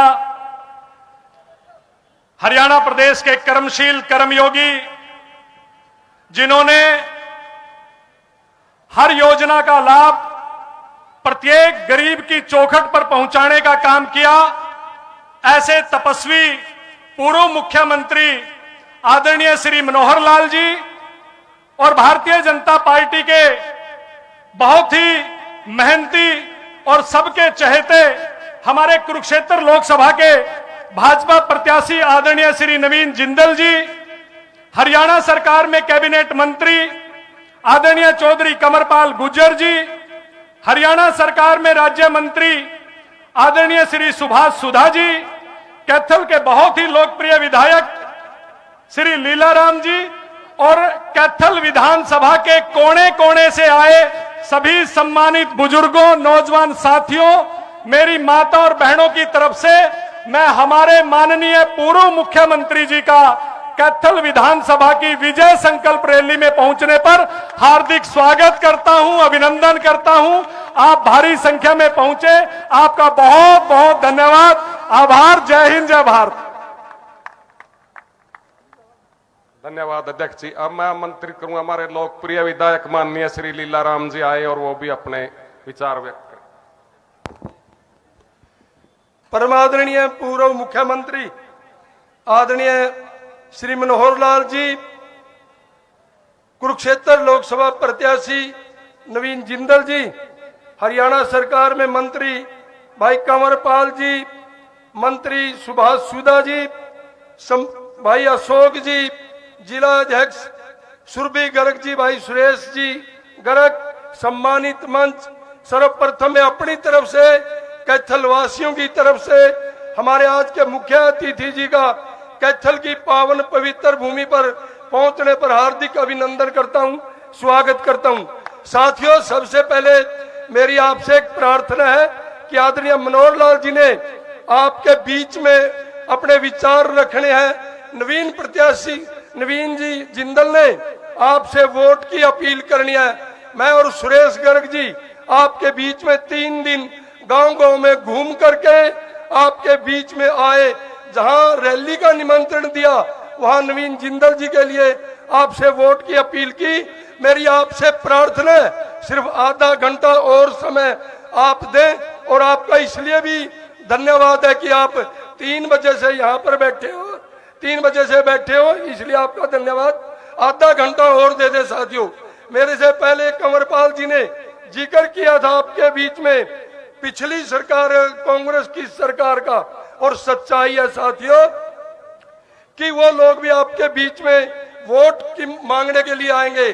जो जब हिंदुस्तान के अंदर आदरणीय प्रधानमंत्री हमारे नरेंद्र भाई मोदी जी ने कोई बढ़िया फैसला लिया, इन्होंने उस समय भी सरकार का उपहास उड़ाने का काम किया।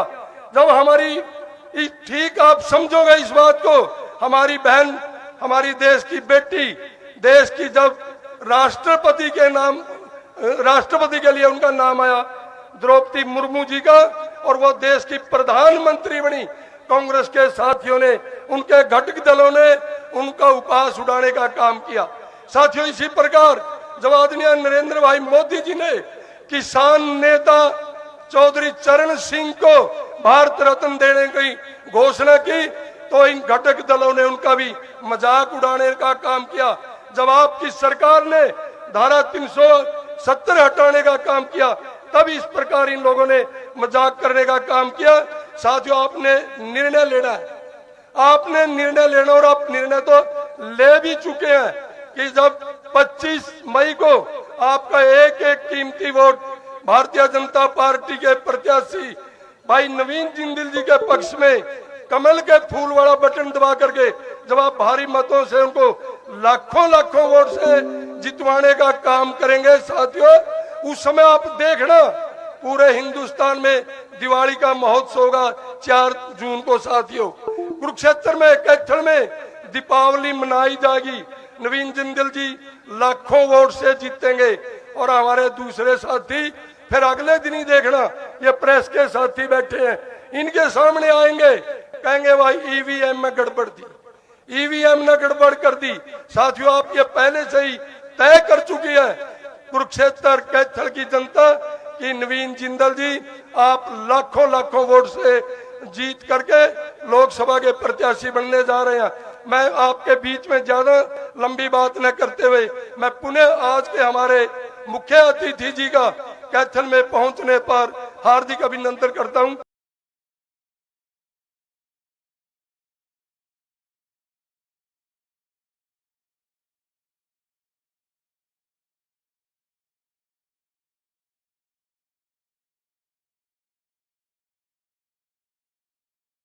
स्वागत करता हूं। जय हिंद, जय हरियाणा। माननीय विधायक जी ने अपने विचार बहुत अच्छी तरह से रखे। अब मैं आमंत्रित करूंगा हमारे लोकसभा प्रत्याशी माननीय श्री नवीन जिंदल जी आए, अपने विचार रखे। माननीय नवीन जिंदल जी।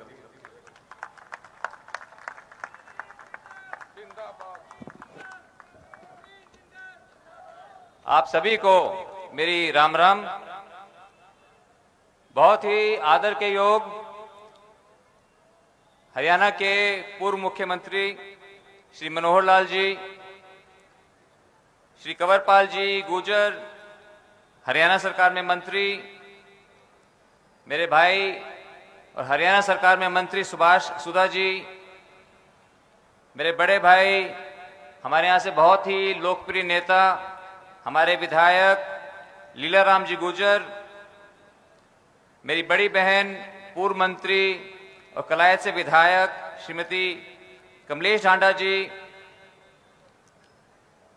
मेरे भाई हमारे जिला के अध्यक्ष अशोक जी गुर्जर, मेरे बड़े भाई कैलाश भगत जी, पूर्व सांसद और कुरुक्षेत्र संसदीय क्षेत्र के सह प्रभारी जनरल डीपी वत्स, मेरे बड़े भाई सुरेश गर्ग जी नौच,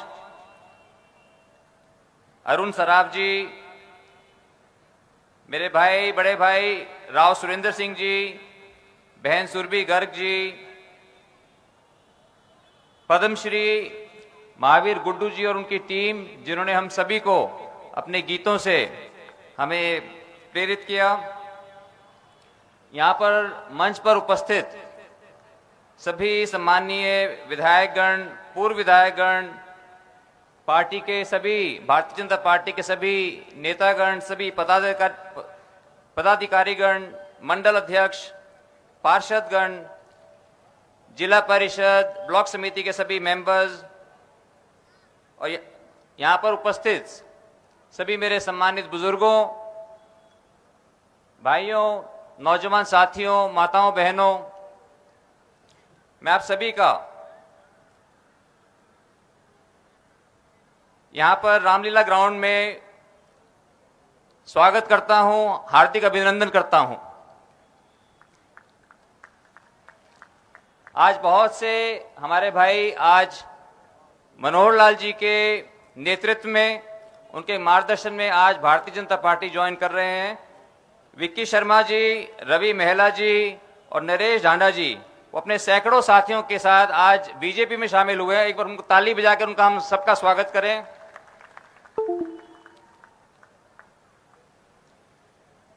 साथियों, भाइयों बहनों, मैं बहुत आभारी हूं माननीय मनोहर लाल जी का, माननीय प्रधानमंत्री नरेंद्र मोदी जी का, हमारे अध्यक्ष नड्डा साहब का, हमारे माननीय मुख्यमंत्री नायब सिंह सैनी जी का, जिन्होंने मुझे इस लायक समझा और आप लोगों की सेवा के लिए मुझे कुरुक्षेत्र के चुनावी मैदान में उतारा। ये मेरे लिए बहुत बड़े सौभाग्य की बात है। हमारे ऋषि तुल्य आदरणीय मनोहर लाल जी राजनीति के तपस्वी हैं। जिस तरह से अभी मंत्री जी ने बताया था कि और आप सब जानते हैं इस बात को कि सरकारी नौकरियों में पर्ची खर्ची बंद कर उन्होंने पारदर्शिता का एक बहुत बड़ा उदाहरण प्रस्तुत किया है। ये हम सब युवाओं के लिए एक आदर्श है। भ्रष्टाचार और भाई भतीजावाद मनोहर लाल जी को बिल्कुल बर्दाश्त नहीं है। जैसे कि अभी मंत्री जी कह रहे थे कि हमारी पार्टी भगवान राम के आदर्शों पर चल रही है।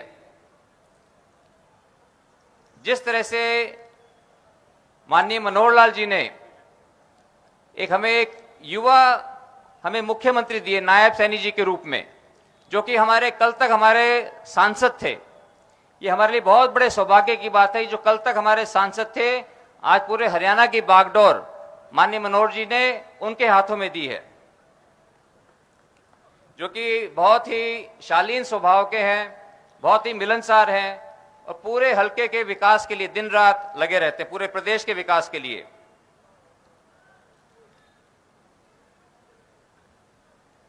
मेरा आपसे नाता 30 साल से भी पुराना है। ये नाता जोड़ा था स्वर्गीय मेरे पिताश्री स्वर्गीय ओम प्रकाश जिंदल जी ने। उन्होंने हमेशा यही बताया कि बेटा, लोगों के आशीर्वाद से परमात्मा ने हमें सब कुछ दिया, हमें लोगों की सेवा करनी है। और बचपन से ही मेरे मन में भी लोगों की सेवा का मुझे मन में भाव रहा। मैं आप लोगों के बीच में आया और आप लोगों ने मुझे 10 साल तक मुझे देश की सेवा करने का मुझे मौका दिया।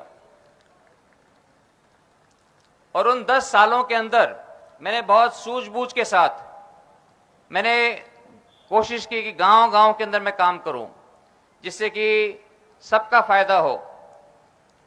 घर घर में शौचालय बनाने का काम किया, कहीं मेडिकल कैंप, कहीं आंखों का कैंप, जितनी भी मेरे में समझ थी मैंने बहुत अच्छे से मैंने कोशिश की काम करने की। पिछले 10 वर्षों के अंदर भारतीय जनता पार्टी ने हरियाणा के अंदर भी बहुत से ऐतिहासिक कदम उठाए। मैं उन बातों को गिनवाऊंगा नहीं क्योंकि समय ज्यादा लग जाएगा। और उसी तरह से हमारे माननीय प्रधानमंत्री नरेंद्र मोदी जी ने भी बहुत से ऐतिहासिक कदम उठाए। धारा 370 हटाई, भगवान राम लला का मंदिर अयोध्या में बनवाया, जो कि हम सभी की आस्था से जुड़ा हुआ एक मुद्दा है। अब आने वाले समय के अंदर मेरे बहुत से मेरे सपने हैं, मैं बहुत कुछ करना चाहता हूं। और अगर बहुत कुछ कर सका तभी मुझे लगेगा कि मेरा राजनीति में आना सार्थक हुआ। जिस तरह से जितना मुझे प्यार मिल रहा है भारतीय जनता पार्टी के अंदर, सभी कार्यकर्ताओं का, सभी नेताओं का, सभी पदाधिकारियों का, मैं कई बार भावुक हो जाता हूं जब आप लोगों का इतना मुझे आशीर्वाद, प्यार जहां जहां जा रहे हैं पूरे हलके के अंदर, मुझे सभी बुजुर्गों का, भाइयों का, साथियों का, माताओं बहनों का बहुत आशीर्वाद, प्यार हम सबको मिल रहा है। क्योंकि आप लोगों का एक अटूट विश्वास है भारतीय जनता पार्टी के अंदर, आप लोगों का अटूट विश्वास है नरेंद्र मोदी जी के नेतृत्व में, नायब सैनी जी के नेतृत्व में, मनोहर लाल जी के नेतृत्व में। और हम सब मिलकर, हम सब भारतीय जनता पार्टी के सभी कार्यकर्ता, सभी साथी मिलकर जो सपना माननीय मोदी जी ने हमें दिखाया है, एक विकसित भारत का सपना, उस विकसित भारत के सपने को हम साकार करेंगे। मुझे पूरा विश्वास है। बहुत सी चीजें हमें करने को है, बहुत से मेरे सपने हैं। मैं चाहता हूं कि कुरुक्षेत्र के अंदर एक बहुत बड़ा एक कौशल ट्रेनिंग का एक सेंटर बने, जिससे के माध्यम से हर साल 10,000 हमारे युवाओं को रोजगार मिले। एक इस तरह का भारत का सबसे अच्छा मैं कौशल के लिए एक सेंटर में खोलना चाहूंगा। हम बहुत सी स्कीमें हैं कि यहां से हरिद्वार, कैथल से लेकर हरिद्वार तक का 4 लेन का हाईवे बनाया जाए, और इस तरह की बहुत सी बातें हैं। और सोशल मीडिया के माध्यम से हमने सुझाव भी सबसे मांगे हैं कि सुझाव, आप सबके सुझाव आएंगे, उन सुझावों के अनुरूप हम एक संकल्प पत्र बनाएंगे कि अगले 5 वर्षों के अंदर कैथल के अंदर क्या क्या होना चाहिए, कलायत में क्या क्या होना चाहिए, पूरे कुरुक्षेत्र संसदीय क्षेत्र में क्या क्या होना चाहिए, इसके ऊपर हम सब मिलकर हम काम करेंगे। मैं आप सभी से बस मैं यही विनती करना चाहता हूं कि आने वाली 2 मई को आप सब लोगों के आशीर्वाद से मैं कुरुक्षेत्र में सुबह 10 बजे अपना नामांकन दाखिल करूंगा। आप लोगों का प्यार और आशीर्वाद ही मेरी ताकत है। मैं आप सभी को मैं न्योता देना चाहता हूं कि आप कृपया 2 मई को सुबह 10 बजे कुरुक्षेत्र अनाज मंडी में पहुंचकर आप अपना आशीर्वाद मुझे दें, भारतीय जनता पार्टी को दें, ताकि हम सब मिलजुल कर कुरुक्षेत्र के अंदर एक ऐतिहासिक जीत की तरफ हम सब आगे बढ़ें। और आने वाली 25 मई को, जैसे कि मुझसे पहले भी वक्ताओं ने कहा कि आने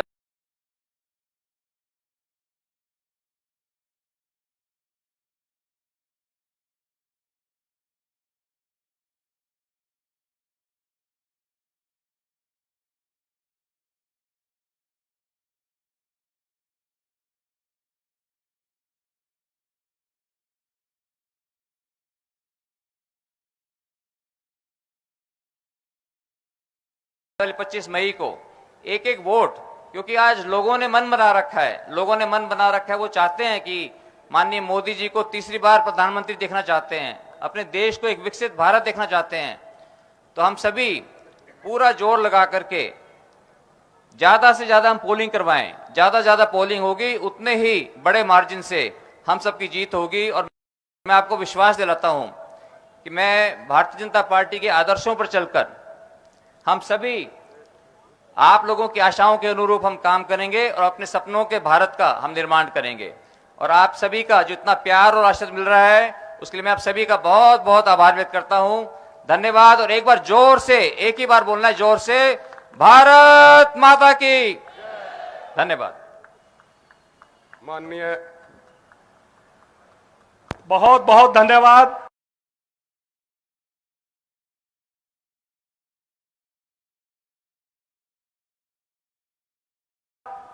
भाई नवीन जिंदल जी का। और अब मैं माननीय पूर्व मुख्यमंत्री जी से निवेदन करूंगा कि कांग्रेस पार्टी को छोड़ करके बहुत से नेता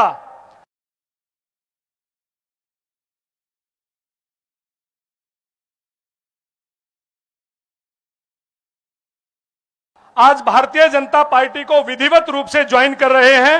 उनमें श्री रवि महिला जी, जिन्होंने कांग्रेस पार्टी से 2014 में चुनाव लड़ा, आज वो विधिवत रूप से भारतीय जनता पार्टी को ज्वाइन कर रहे हैं। उनका जोरदार तालियों से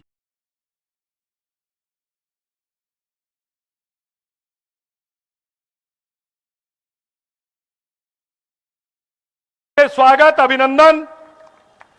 और इनके साथ ही श्री नरेश डांडा जी किठाना से, जो कांग्रेस पार्टी के डिस्ट्रिक्ट जनरल सेक्रेटरी रहे हैं, वो भी भारतीय जनता पार्टी को ज्वाइन कर रहे हैं।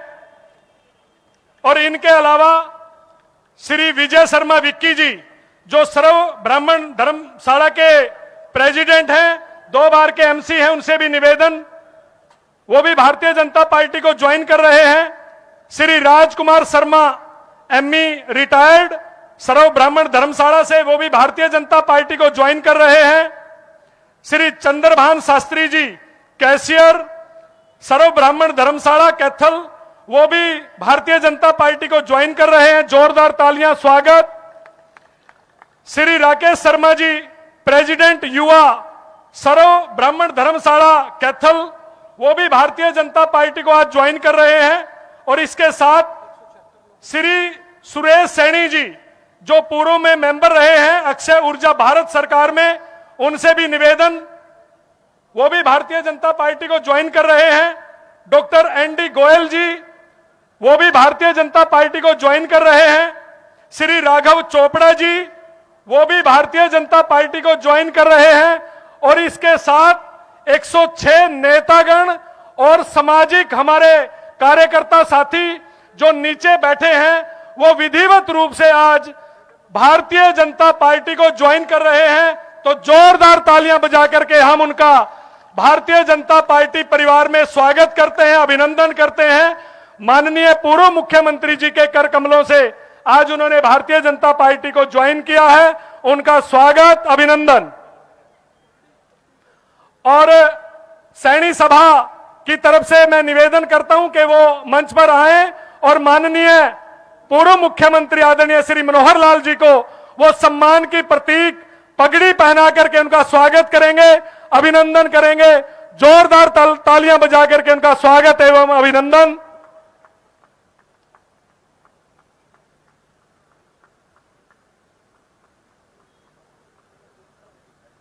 एक बार साइड दे दो विक्की, एक बार साइड दे दो। बहुत बहुत धन्यवाद सैनी समाज का, सभी पार्षदगण और सैनी समाज के सभी वरिष्ठ हमारे प्रबुद्धजनों ने आज पूर्व मुख्यमंत्री माननीय श्री मनोहर लाल जी को सम्मान की प्रतीक पगड़ी पहना करके उनका स्वागत किया, उनका अभिनंदन किया। और अब मैं निवेदन करता हूं हरियाणा प्रदेश के बहुत ही कर्मशील कर्मयोगी पूर्व मुख्यमंत्री आदरणीय श्री मनोहर लाल जी से कि वो विजय संकल्प रैली जो कैथल विधानसभा में है उनमें सभी यहां पर पहुंचे सभी लोगों को संबोधित करें। आदरणीय पूर्व मुख्यमंत्री आदरणीय श्री मनोहर लाल जी, आप सबका जोरदार तालियां बजा करके हम स्वागत करें, अभिनंदन करें। भाइयों जोरदार से एक जयकारा बोलेंगे, उसी में आधे से ज्यादा काम हो जाएगा। बोलो भारत माता की, भारत माता की। मित्रों टाइम बहुत ज्यादा हो गया, कुछ देरी से मैं आया हूं, कुछ आप भी बीच बीच में कुछ आते रहे जाते रहे, लेकिन बहुत कम समय में अपनी बात पूरी करूंगा। हमारे बीच में दो तो हमारे हरियाणा सरकार के मंत्री हैं यहाँ, श्री कंवरपाल जी और सुभाष सुधा जी, और फिर सबसे महत्वपूर्ण बात यह है कि जिनके लिए आज हमने लोकसभा के नाते से जो सांसद के प्रत्याशी हैं, जिनकी वोट की अपील हम सब करेंगे, ऐसे भाई नवीन जिंदल जी। और समय बचाने के लिए जो नवीन जिंदल जी नाम लिए हैं, मैं मान के चलता हूं वो सब नाम आपके लेकर के मैं समय बचा लूं ना। सभी का अभिनंदन। सभी सभा में आए हुए हमारे कैथलवासियों, बुजुर्गों, नौजवान साथियों, माताओं बहनों, पत्रकार छायाकार मित्रों, कलाकार बंधुओं, आ चुके सारे विषय। अच्छी बात है कि हमारे मंत्री श्री कंवरपाल जी ने तो प्रदेश सरकार के नाते रख दिए हैं, मैं उसको दोहराना नहीं चाहता। कुछ बातें हमारे प्रत्याशी नवीन जिंदल जी ने आपके सामने रखी हैं, इससे पहले भी वक्ताओं ने अपने अपने ढंग से बातें रखी होंगी। मैं तो सिर्फ दो चार बातें आपके सामने रखूंगा कि चुनाव लोकतंत्र का एक उत्सव होता है, एक त्योहार होता है, और इस त्योहार में भागीदारी ज्यादा ज्यादा अपने को करनी है, तभी सच्चा लोकतंत्र सफल होता है। तो पहली बात तो है कि वोट सबको डालने चाहिए। दूसरी बात, भारतीय जनता पार्टी को जिताना, नरेंद्र मोदी जी के पीछे हम सब खड़े हैं। एक 400 पार की जो बात कही है उसको पूरा करना है। अब इसको क्यों पूरा करना, मैं 5 मिनट में आपको बता देता हूं।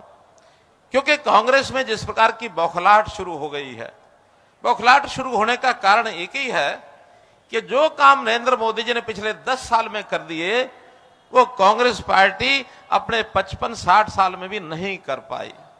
उनको ये मलाल है इस बात का, और इसको कैसे ठीक करना है, तो बौखलाहट में झूठ बोलने की एक श्रृंखला उन्होंने शुरू कर दी। एक झूठ, दूसरा झूठ, तीसरा झूठ, चौथा झूठ, और उसके अंदर क्या क्या कहा। जो बातें यानी हमारे इस राहुल गांधी की नानी लगती ना, इंदिरा गांधी की दादी, इनकी दादी, सन 1970 में उन्होंने गरीबी हटाने के नारे के ऊपर चुनाव जीता था, और आज दोहरा करके 54 साल के बाद वही बात फिर से कि हम गरीबी हटाएंगे। अरे 54 साल के राज में तो कम से कम पिछले 35-40 साल तो आपने राज किया। ये सारे गरीब अब थोड़े हो गए हैं। और सही मायने में नीति आयोग का एक रिपोर्ट आई हुई है जिसमें मोदी जी के 10 साल में 20 करोड़ लोगों को बीपीएल से बाहर किया है। 20 करोड़ लोगों को बाहर किया है। गरीबों को वास्तव में उनकी सेवा का संकल्प नरेंद्र मोदी जी ने केंद्र सरकार में लिया, और गरीबों के लिए क्या नहीं किया। आयुष्मान भारत की योजना, आयुष्मान के जो कार्ड बनाए हैं, ये योजना बनाई कि बीमार हो जाए तो 5 लाख रुपए सरकार देगी। पहले केवल गरीबों को लिए किया था, हमने हरियाणा में और योजनाएं बनाई, और अब तो मोदी जी ने कहा कि 70 साल से ऊपर का कोई भी हमारा बुजुर्ग है, बिना पैसे उसको 5 लाख रुपए का इलाज उसका होगा। ये अभी ताजा संकल्प लिया। गरीबों के लिए उन्होंने घर दिए, घर में पानी दिया, बिजली दी, गैस दी, सिलेंडर गैस के अब आज घर घर में पहुंचाने का काम उन्होंने किया। ये गरीबी को दूर करने का काम किया। ये झूठ बोलते हैं क्या कि हम आएंगे तो हर गरीब परिवार को 1 लाख रुपया साल का देंगे। मोदी जी क्या कहते हैं कि हम हर जो हमारी गरीब परिवार की महिला है उसको सेल्फ हेल्प ग्रुप के माध्यम से लखपति दीदी बनाएंगे। अब लखपति दीदी बना करके उनके कामकाज के माध्यम से और उनका जो सामान है बाजार में बिके वो 1 लाख रुपया कमाए। ड्रोन दीदी के माध्यम से उनको ट्रेनिंग दी जाएगी ड्रोन कैसे चलाया जाता है। आज ब्याह शादियों में हम देखते हैं ड्रोन उड़ते फिरते हैं, फोटो लेते हैं। यही ड्रोन खेतों में खाद छिड़कने के काम आएगा, दवाई छिड़कने काम आएगा। पुलिस को भी ड्रोन की जरूरत है, जगह जगह भीड़ को भी फोटो लेने तो ड्रोन से लेंगे। सरकार भी ड्रोन का यूज करती है, प्राइवेट लोग भी करते हैं। महिलाओं को एक मामूली सिखलाई के बाद ड्रोन भी देंगे और साथ में 1 लाख की इनकम हर बहन को हो जाए। ये लखपति ड्रोन दीदी ये हमारी बनेगी। अब एक तरफ तो बेरोजगार युवकों को उनको सिखाकर हुनर सिखा के स्किल डेवलपमेंट के माध्यम से स्टार्टअप स्टैंड अप जैसी योजनाएं बना के उनको काम देंगे और काम देकर उनको पैसा कमाई के लिए आगे बढ़ाएंगे। और एक तरफ ये मुफ्त देंगे। तो भाई ये बताओ मुफ्त देना ठीक है या काम के बदले में उनको पैसा वो कमाएं ये ठीक है? बताइए जरा, बताइए काम के बदले दें या मुफ्त दें? काम के बदले में। ये जो स्टैंड अप पॉलिसी को हमारी कुछ पार्टियां उन्होंने उल्टा करके कि नहीं बैठे रहो, घर में बैठे रहो, पैसा देंगे, ये सिट डाउन पॉलिसी पर काम करते हैं। हम सिट डाउन पर नहीं करते। व्यक्ति का स्वाभिमान, कभी हमारा आपस में किसी से विवाद हो जाता, झगड़ा हो जाता तो हम क्या कहते हैं? बड़े ऐसे सीधा ताना मारते हैं, अरे तेरे बाप का निक दिया हुआ खाता अपना कमाया हुआ खाता है। अपना कमाया हुआ खाता हूं ये गरीब आदमी भी कहता है ना। वो कहते तेरा दिया नहीं खाता, अपना खाता हूं। अर्थात जो कमा के खाता उसका मन का स्वाभिमान जागता है। तो मित्रों ये काम मोदी जी कर रहे हैं। ये इन्होंने कांग्रेस वालों ने झूठ पकड़ा। अगला झूठ क्या बोलते हैं कि हम आएंगे ओबीसी। अब ओबीसी भी वोट बैंक के नाते से करना चाहते हैं क्या? सब मुसलमानों को ओबीसी बना देंगे। कर्नाटक में कांग्रेस सरकार का यह फरमान जारी हो चुका है। अरे भाई ओबीसी वास्तव में जो गरीब है, जिसको लगता है कि हाँ इसको लाभ देना चाहिए सरकार का, ये उसका अधिकार होता है। एक बार इनके मनमोहन सिंह जी जो प्रधानमंत्री थे उन्होंने कहा कि सरकार के ऊपर वहां के जो संसाधन हैं, जो पैसा है, संपत्ति है, उस वक्त पहला अधिकार अल्पसंख्यकों का होगा, माइनॉरिटी का होगा।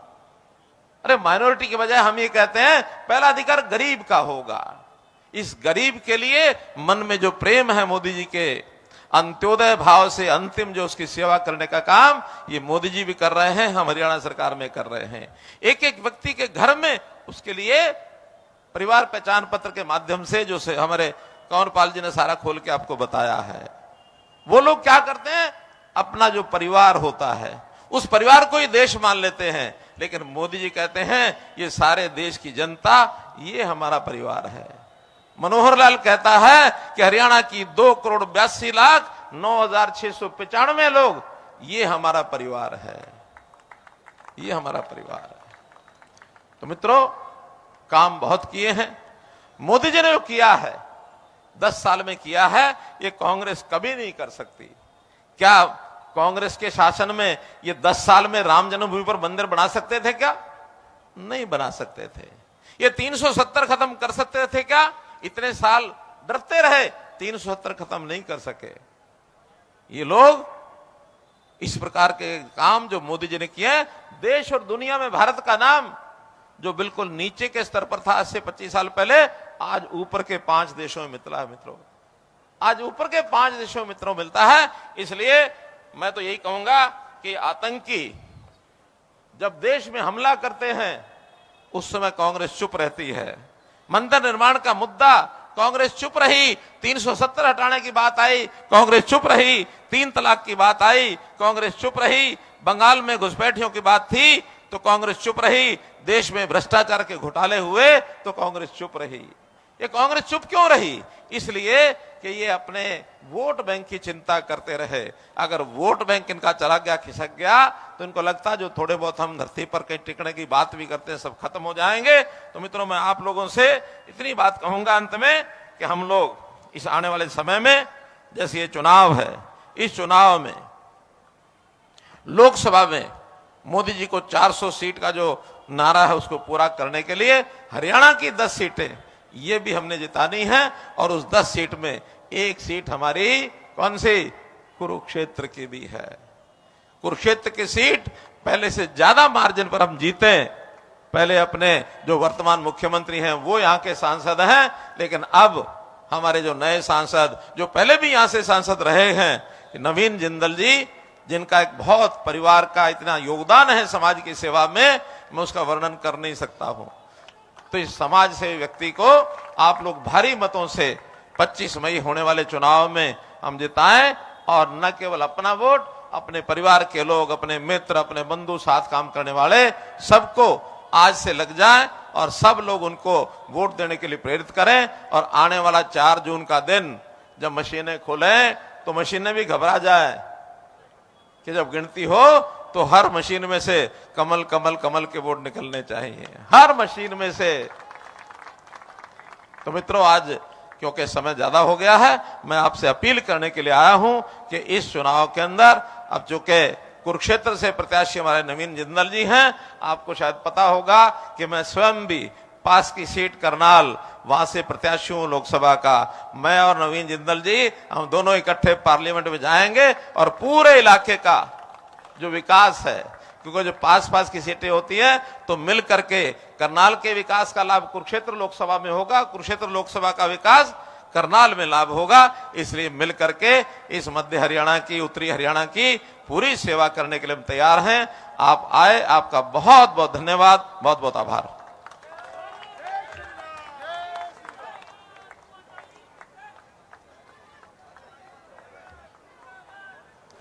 Hello hello